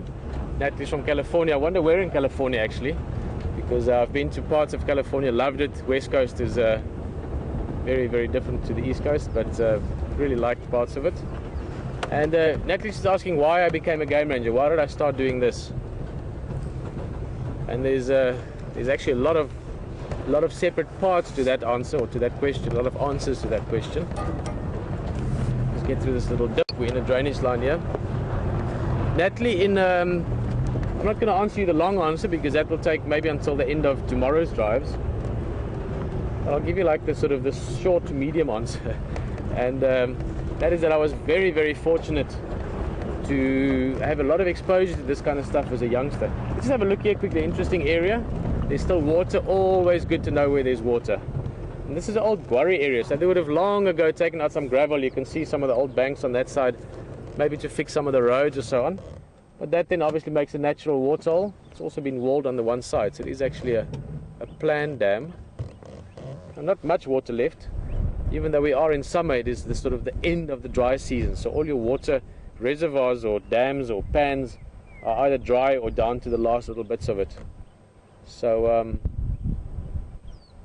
certain we'll be back here again a few times. A couple of nice big trees around the edges. Nice. Oh, what's that? You see? Water holes. Look up there. This would be one of the many reasons why I love being a game ranger, Natalie. Is you can drive around, beautiful environment, hear the birds call, just be relaxed, and the next thing, you see an elephant. Well, let's just sit a little bit. I don't want to go to them. I think they are on their way to the water. Let's find a nice view spot here. And we can talk a little bit. I'll tell you a little thing about myself, one or two things about game ranging, and just give these elephants, I was going to say some time. I don't think it's going to be much time. They look like they're thirsty, so they're coming straight down. Just before I continue, I just want to quickly let the guys know, so that they know there's something for them to look at.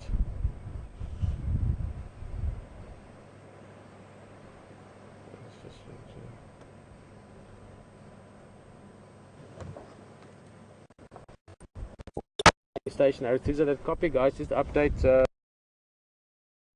It's a dam here, if I've got it right, at Pan to Pan and Knobthorne Road junction, just north of Knobthorne Pan, where you split through that Skovanin. It's a bit of Marty left here and then sort of old Quarry Pit Dam. And looks like Small and Slummy and Lorf slowly making their way to the Marty. Oh, is this one Red Dam?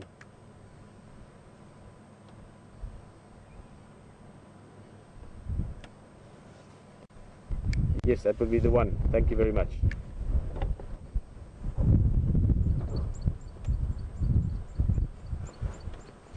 Okay, so this is Red Dam. So I was just looking at the map and it looked to me like there should be another dam further up the road, but that's the value of local knowledge, getting some nice help there from the other guides as well. It's really nice when all the guys that are the specialists of this area are on board with us to help us.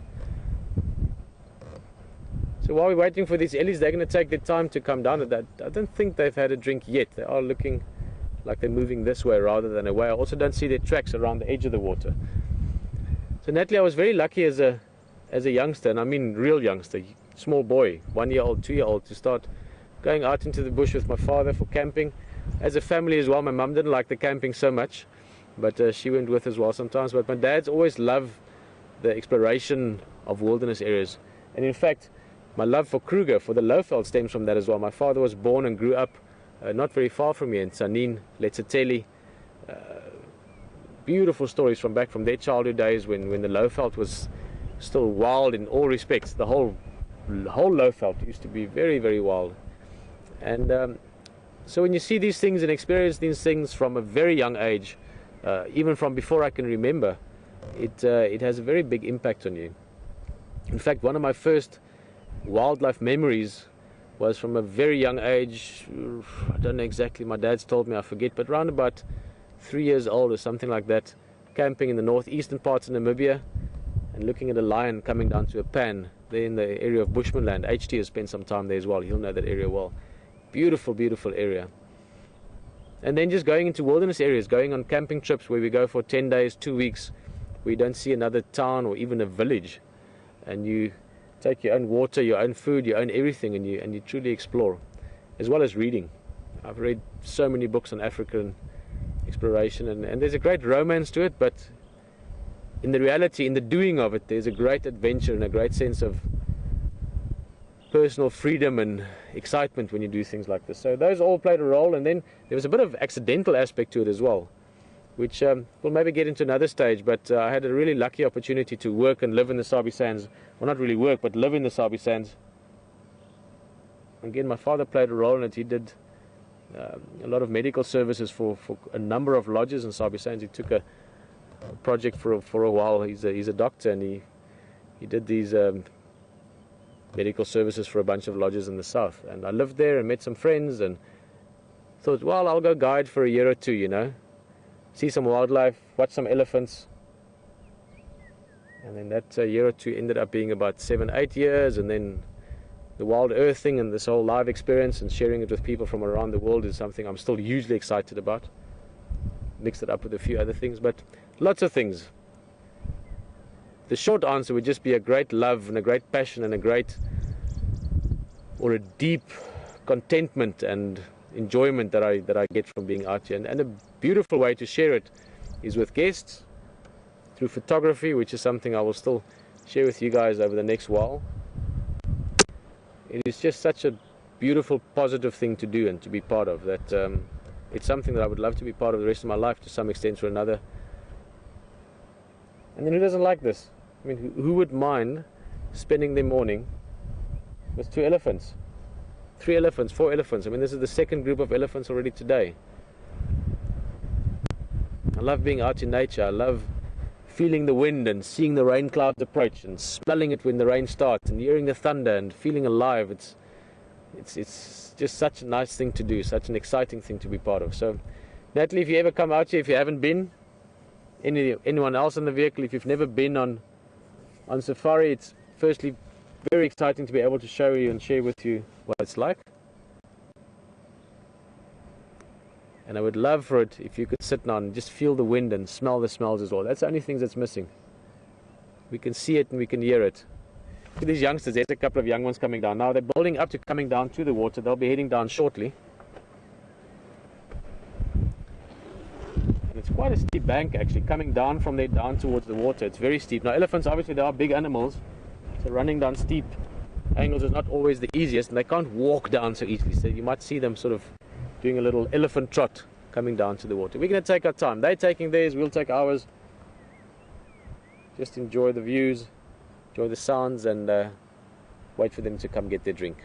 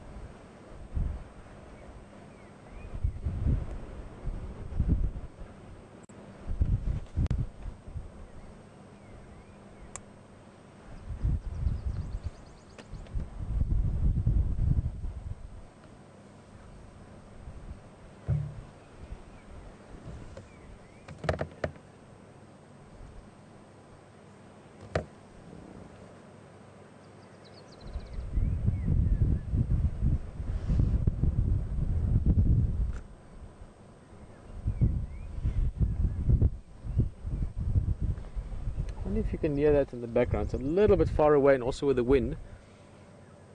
But there's two birds with a beautiful whistle.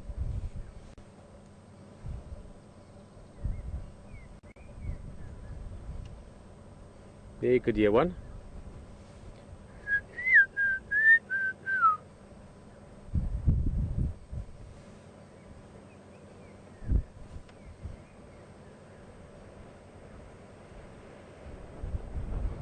Question from Jenny in Washington asking how long the elephants nurse their young.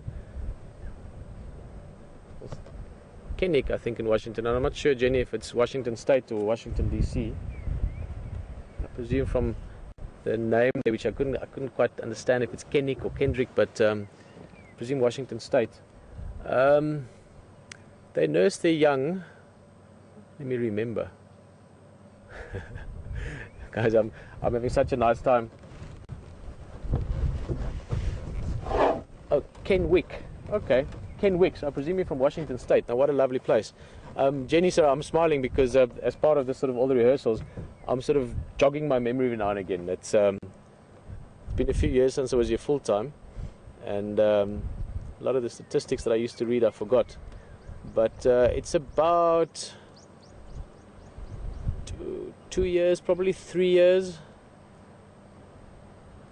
Basically, once the calf's born, they obviously in the beginning they reliant on nursing, on getting the milk from the mum, but you start seeing them play around with food from very young, obviously just out of curiosity. And yeah, by about 2.5 years probably they will be weaned. The mother normally starts just gently sort of encouraging them not to be bothering her until eventually sort of has to push them a little bit.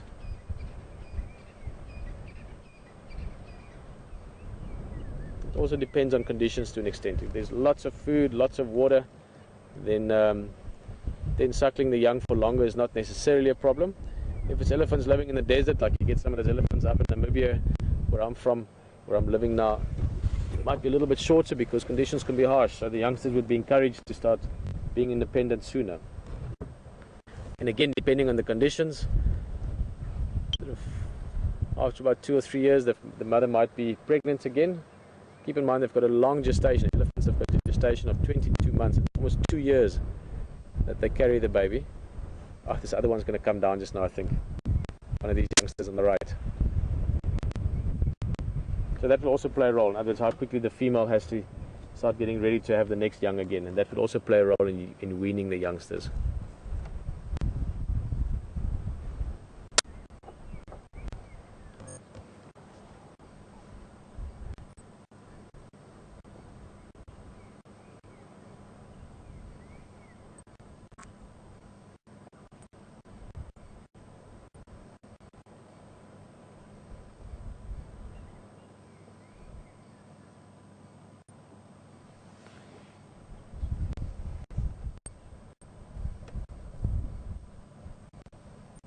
She's talking to them. I don't know if you could hear that very low rumble. She's what you're calling them. You can see how they're coming over suddenly. So that would be the matriarch for this group, the oldest female. In your elephant societies, the males don't actually stay with any specific herds full time. Oh, they're going down the wall. Wonder why that is. I want to see if they're definitely going down or if they're just coming around. There's a footpath just here in front coming our way. Well, that's beautiful. Look at them eating that fresh new leaves from a knobthorn.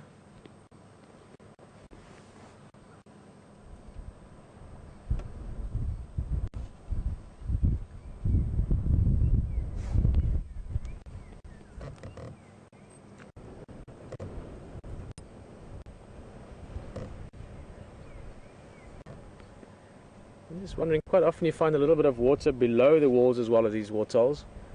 So we'll see, but I think they're going to come around. They might come right in front of us. We'll see where they go. That's a nice thing with elephants. They can't just disappear that easily. Although you'll be surprised as well how they can disappear.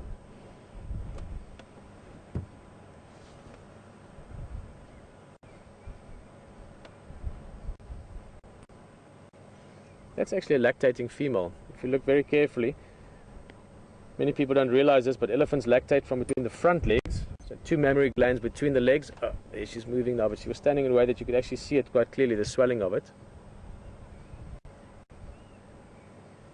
So probably the younger of the 2 calves, or one of the 2 younger ones, would be hers.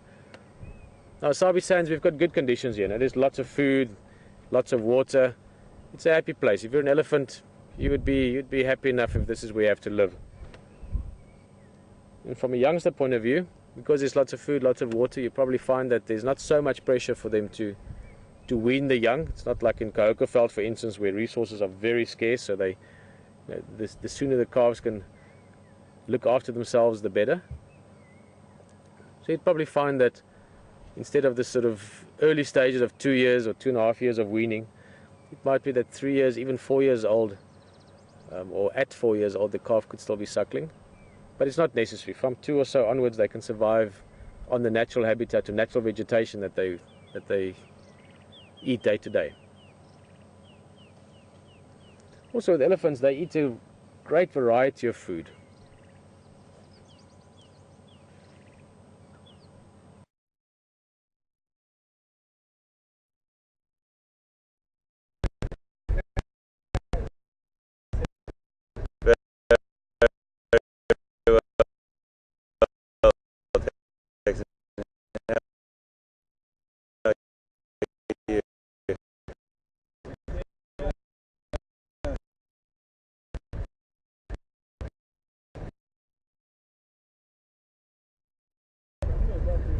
She coming this way? Which leopard is it? Come back.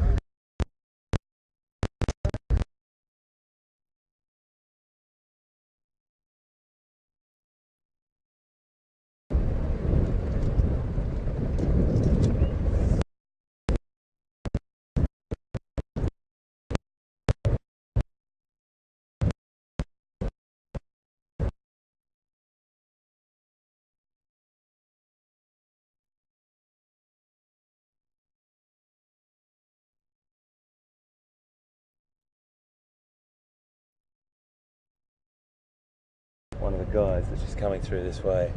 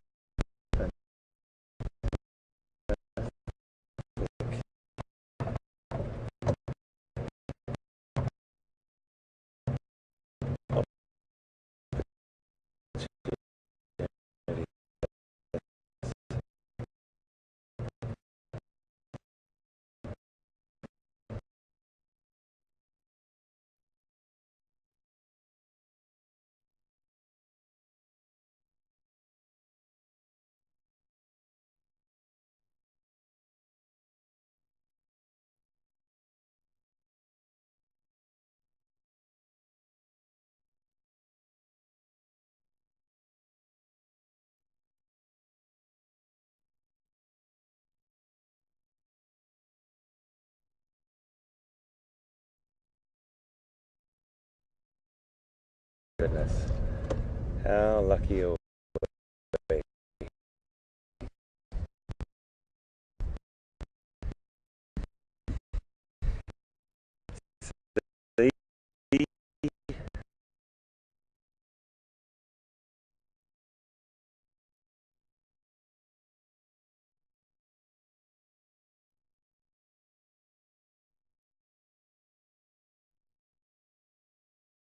Walking right towards us.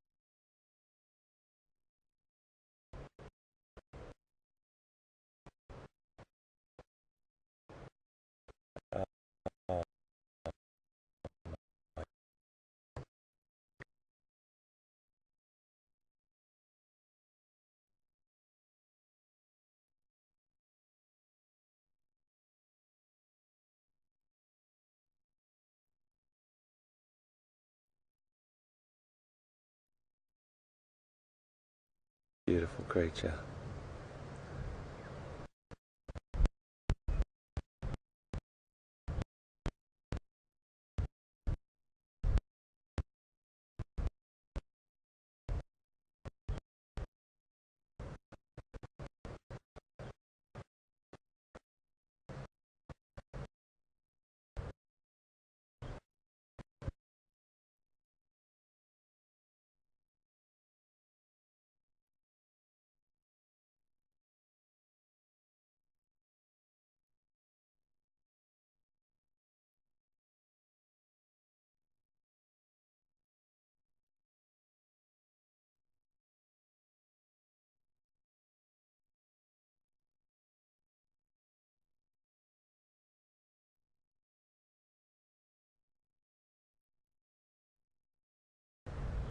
Oh, absolutely fantastic. I'm not sure what this is.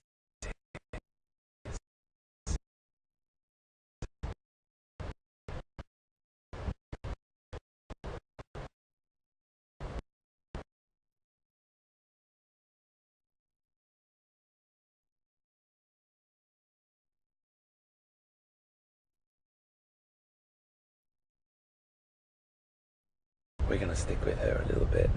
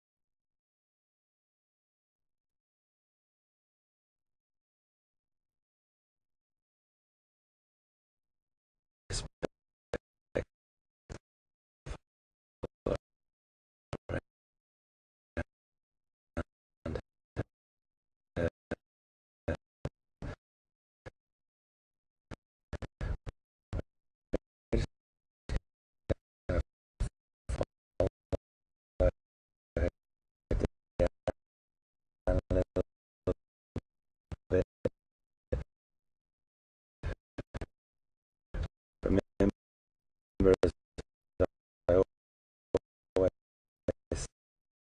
say,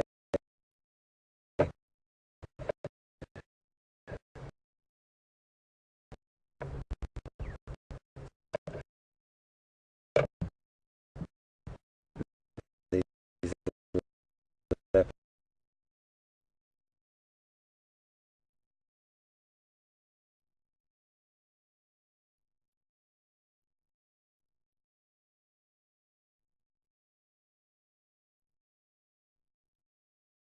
familiar with the vehicles and us, and we're nowhere near changing her behaviour.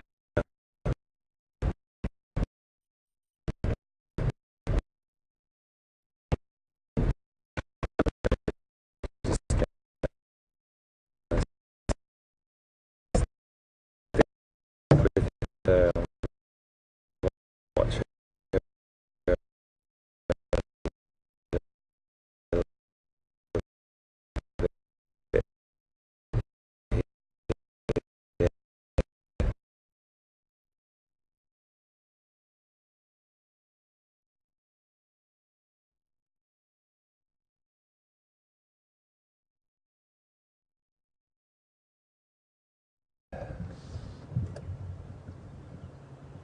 Now, I'm not sure.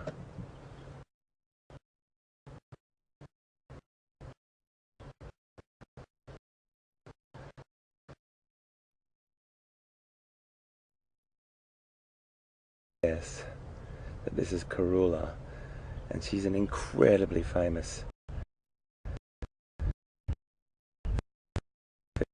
female on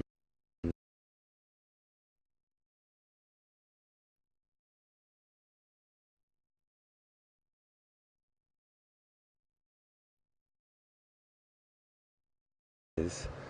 I'm going to have to take a photo of her and double check, but I'm pretty sure this is potentially her right.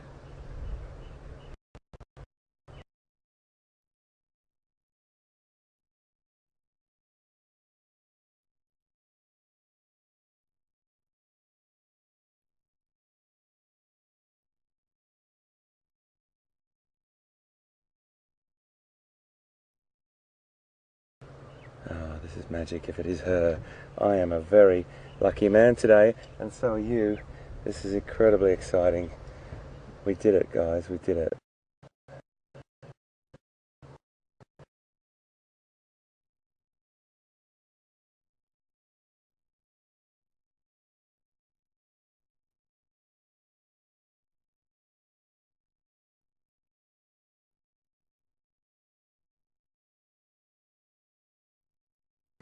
She's looking very interested at the moment. Now, I'm not sure whether she was up that tree with a kill or she was just up that tree.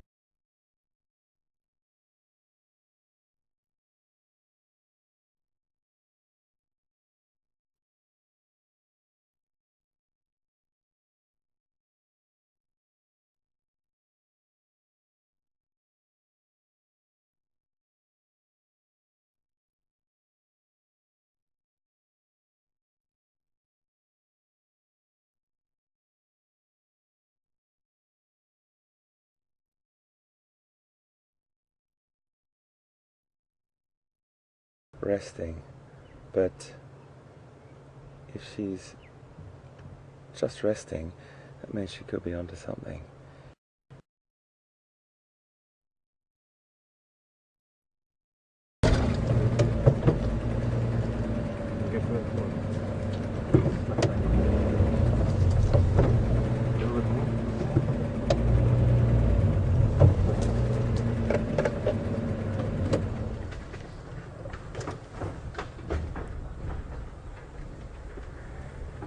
It's definitely getting hotter now. Look at that body shape. This is why I love these animals so much. She is just magnificent. Look at her. I'm sorry, folks, I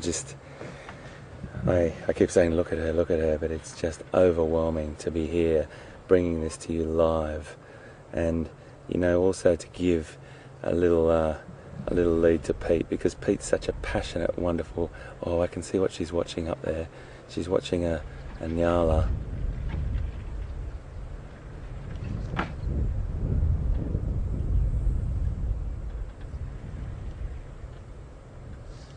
She's watching a nyala.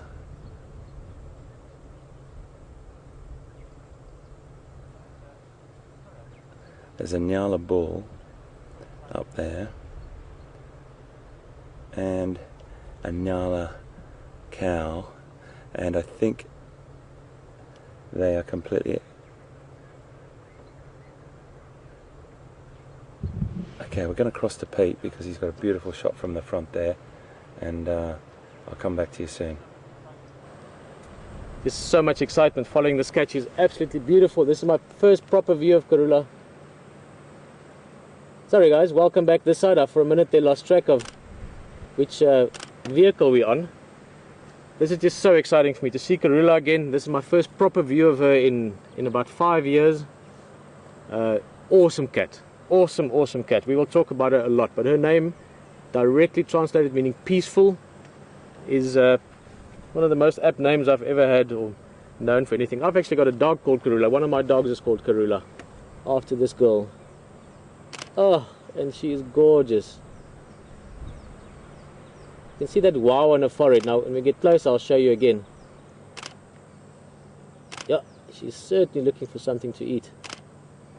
You can see the very alert posture, ears looking around, searching for every sound, eyes looking carefully.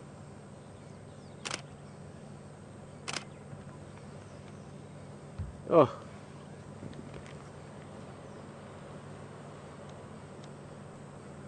this is just absolutely stunning.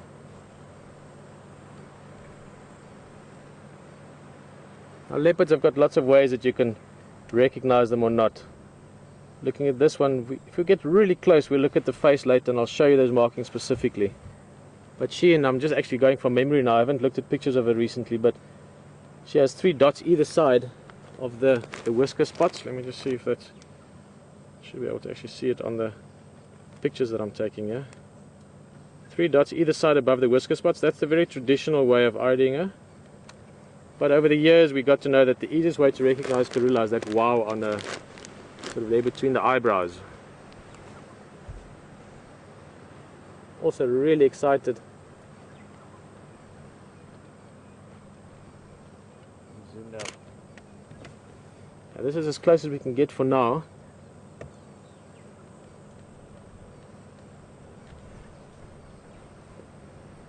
I think she's going to move any minute, otherwise we'll go closer, but she's really very alert as to, look at that, the posture, the ears. She's listening around in general, but with a lot of intent in one direction. So I haven't seen anything there, but oh, I see it, I see it. I didn't see it earlier. Look here. You have to look all the way the other way, 180 degrees. We're going to stay right here. I didn't even see them. I was so excited about this leopard. There's Nyala right here next to us. That's the one we're looking at. That's one of the females. There's another one even closer, only about 20 yards to our left, which means at the moment there's about 40 or 50 yards separating these guys.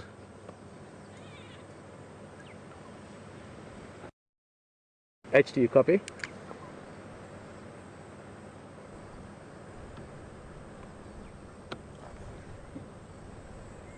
Now, Nyala is one of the prey species for leopard. It's the right size, it's the perfect size. It's a thick area. Keep in mind, Nyala are also very alert. They've got great eyesight, great hearing, great smell. The wind is good. Where I'm sitting now, I can feel the wind is coming from the side. It's not in any sort of towards or away from Karula, but it's blowing 90 degrees from the side, so the wind won't alert them. They won't smell her until she's there. And they are also feeding slowly in our direction. So this is a very, very interesting situation. I mean, this is, as I said, she's looking very alert. The reason she was looking around slightly is there's about 5 Nyala, so they spread out over an area. Unfortunately, we are exactly 180 degrees at the moment, so I'm not going to be looking at them too much, because when she moves now, it'll be like a flash. Or like a shadow, depending. She can move like a flash, but she will also just sleek away and just disappear into the underbrush here, because she has to get much closer. Nyalas, she will have to get within probably 8 or 10 yards from them. There we go, look at that, low posture, crouching down, shoulder blades going up, body going really low. Oh, this is, oh, imagine finding Karula the first time in so long and finding her while she's hunting. She's just behind this knobthorn base, she's stalking. I'm going to just turn a little bit, just get us off to the side a little bit, so we're on the side walls. Just getting HD into position there as well. We can have 2 different angles here. VM, I'm going to turn for you just now, but you have to be very ready. This could happen in split seconds. To you, copy. Look at her. There she is. There she is. VM, right behind the logs. Standing by.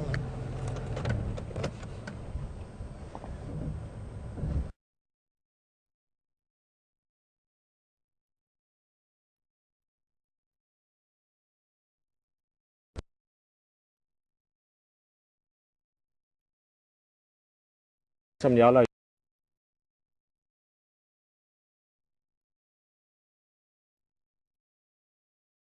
So.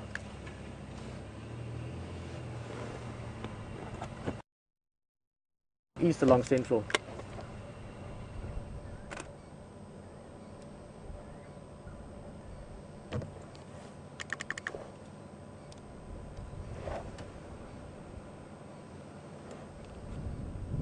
Oh, look at that.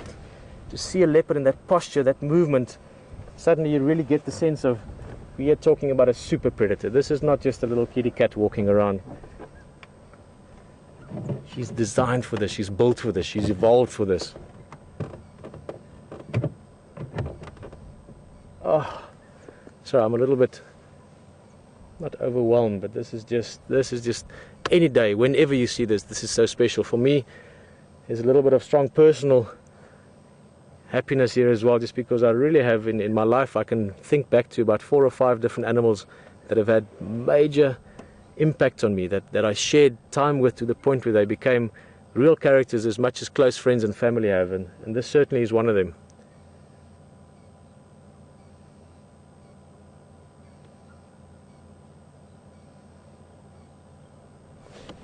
There she goes, popping up the head.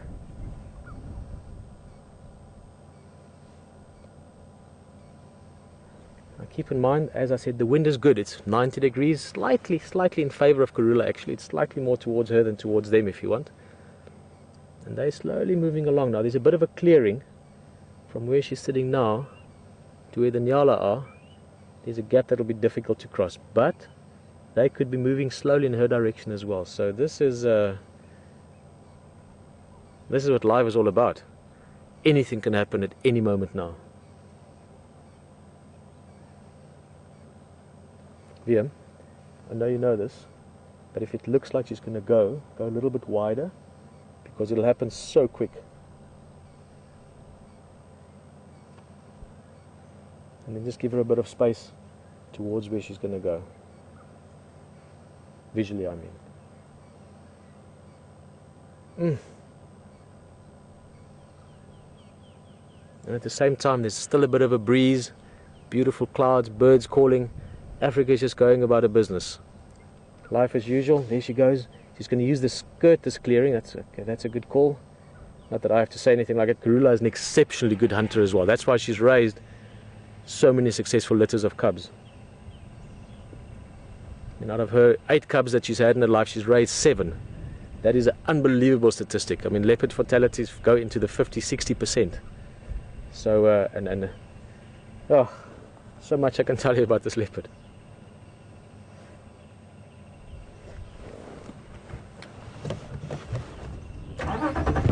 Turn a little bit.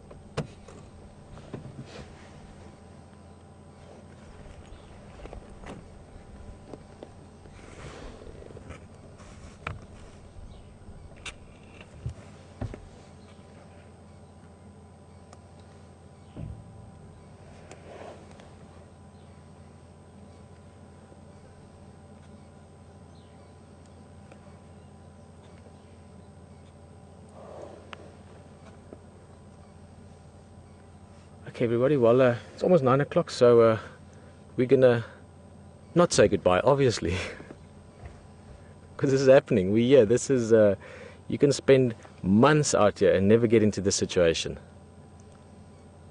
So we're gonna be going on this morning. gonna see where this ends, and also love to find her again this afternoon. So we're gonna stick with her until she settles down one way or another, maybe to eat. Okay, she's going again.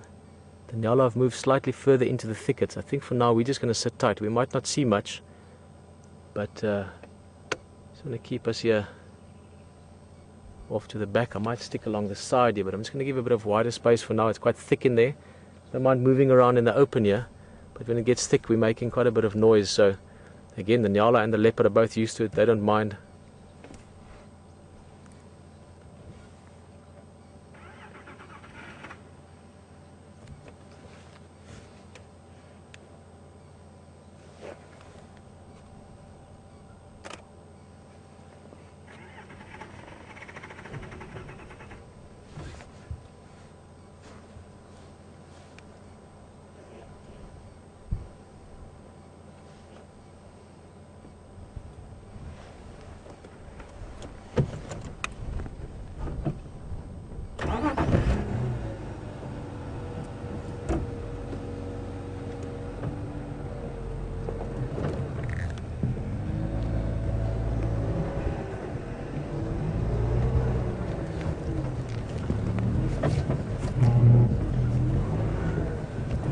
Go away. Go around it. Turn. Right on the left hand side there. Yep. Stay in this open area. We've sort of got a bit of a clearing that runs parallel to this area they're moving into.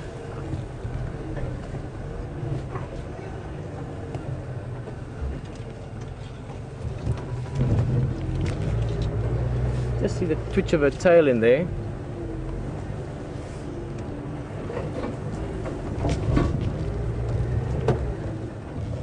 Right, BM, if you look right through there, if you go right in close, then I'll maneuver a little bit just so we can see. We've got a tiny little window through the brush. Oh, there we go.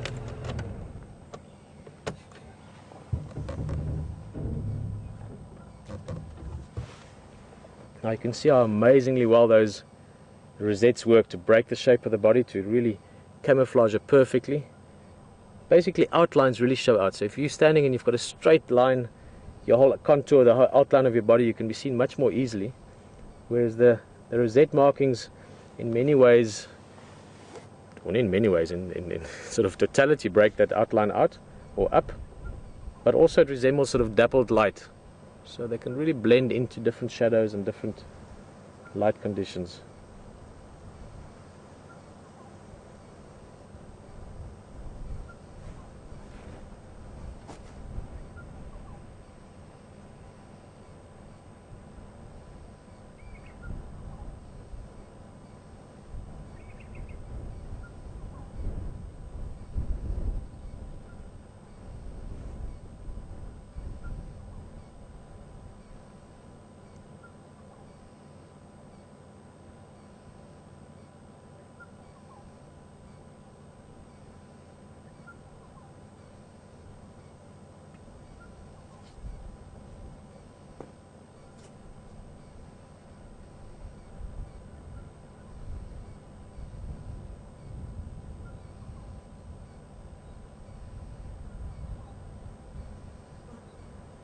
Now the other thing to really consider or understand maybe, that for Karula, she's got literally all the time in the world.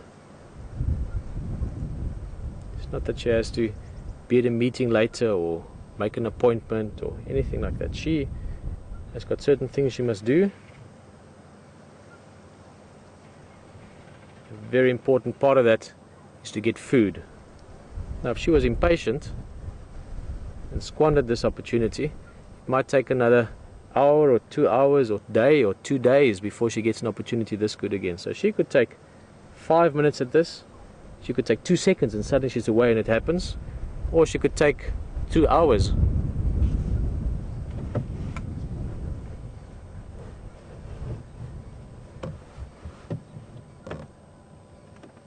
There she goes again.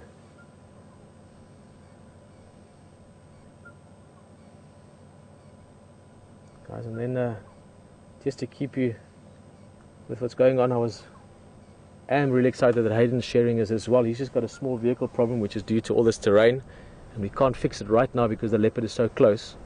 We have to get out for that. So he's just going to stay back, but what an amazing thing. It's really exciting to share this as well with him. Karula is literally called the Queen of Djuma. So what a first sighting of her for this how shall I say, for this time with Wild Earth. I really hope we get to see and experience her during Big Cat Week as well. She's just such a special character. I don't want to go into that area much, so we're going to try and keep a visual on her. I can't see her at all now.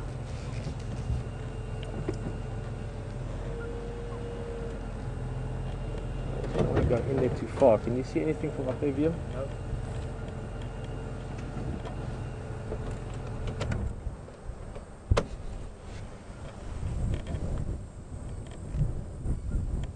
That's roughly the area that she's in, but keep in mind her first and foremost prerogative at the moment is to not be seen, not be spotted by those nyalas.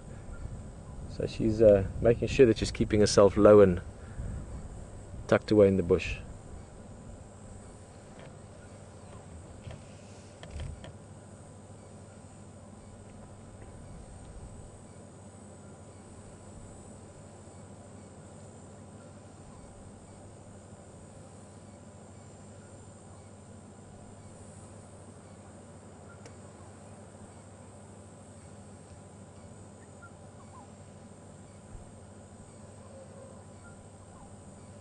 I just heard elephant trumper somewhere in the distance, far from here, but somewhere out there. As if everything, life is going on. Elephants trumpeting, maybe two young bulls playing.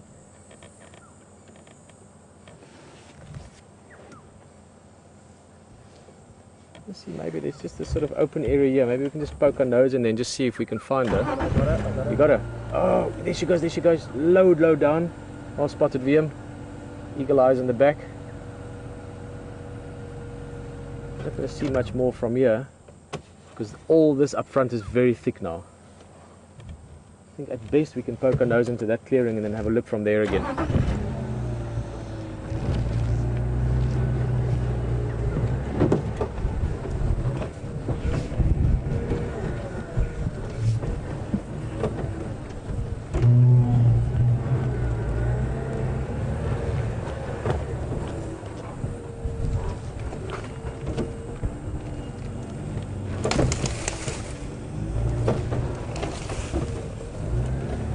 Get in here and then I don't know, from there we'll have a look.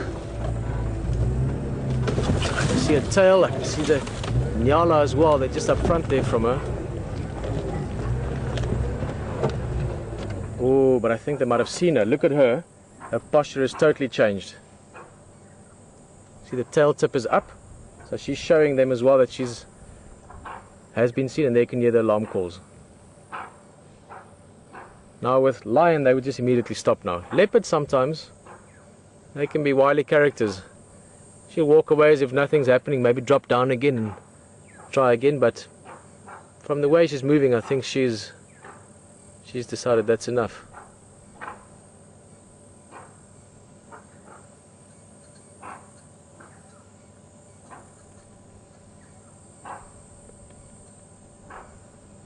Yep, she's continuing on again. Let's just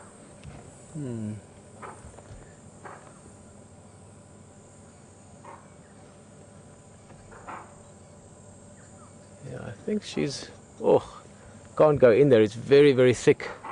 I can just see the white, that little tail tip. A leopard's tail really is, it's so many things, and in some ways, I was talking to HT the other day. They touch with it. When they greet each other, they rub their tails and sort of drag their tails around. But it also communicates a lot of information. That little white tip, it can show excitement. If leopards are following, maybe cubs following their mum, the tail starts to twitch, shows excitement. In this case, when she lifted that tail up, it's very flamboyant, just sort of curls it up, white flash, tells the nyala that I don't care that you've seen me, I'm just walking along, I'm not doing anything, I don't mind at all. And from what I could see through the brush, I couldn't see her at all. I could just see that little white tail tip walking through. So she's walking, by the looks of it, I can sort of say that, where are we now? Through that area. The nyalas are over that way, about 50-60 yards. You can hear the birds calling now as well. Suddenly there's babblers and cisticulas all announcing that there's a leopard around. In fact, I wonder if that's not maybe what gave her away at first. Maybe one of those birds suddenly making an alarm call.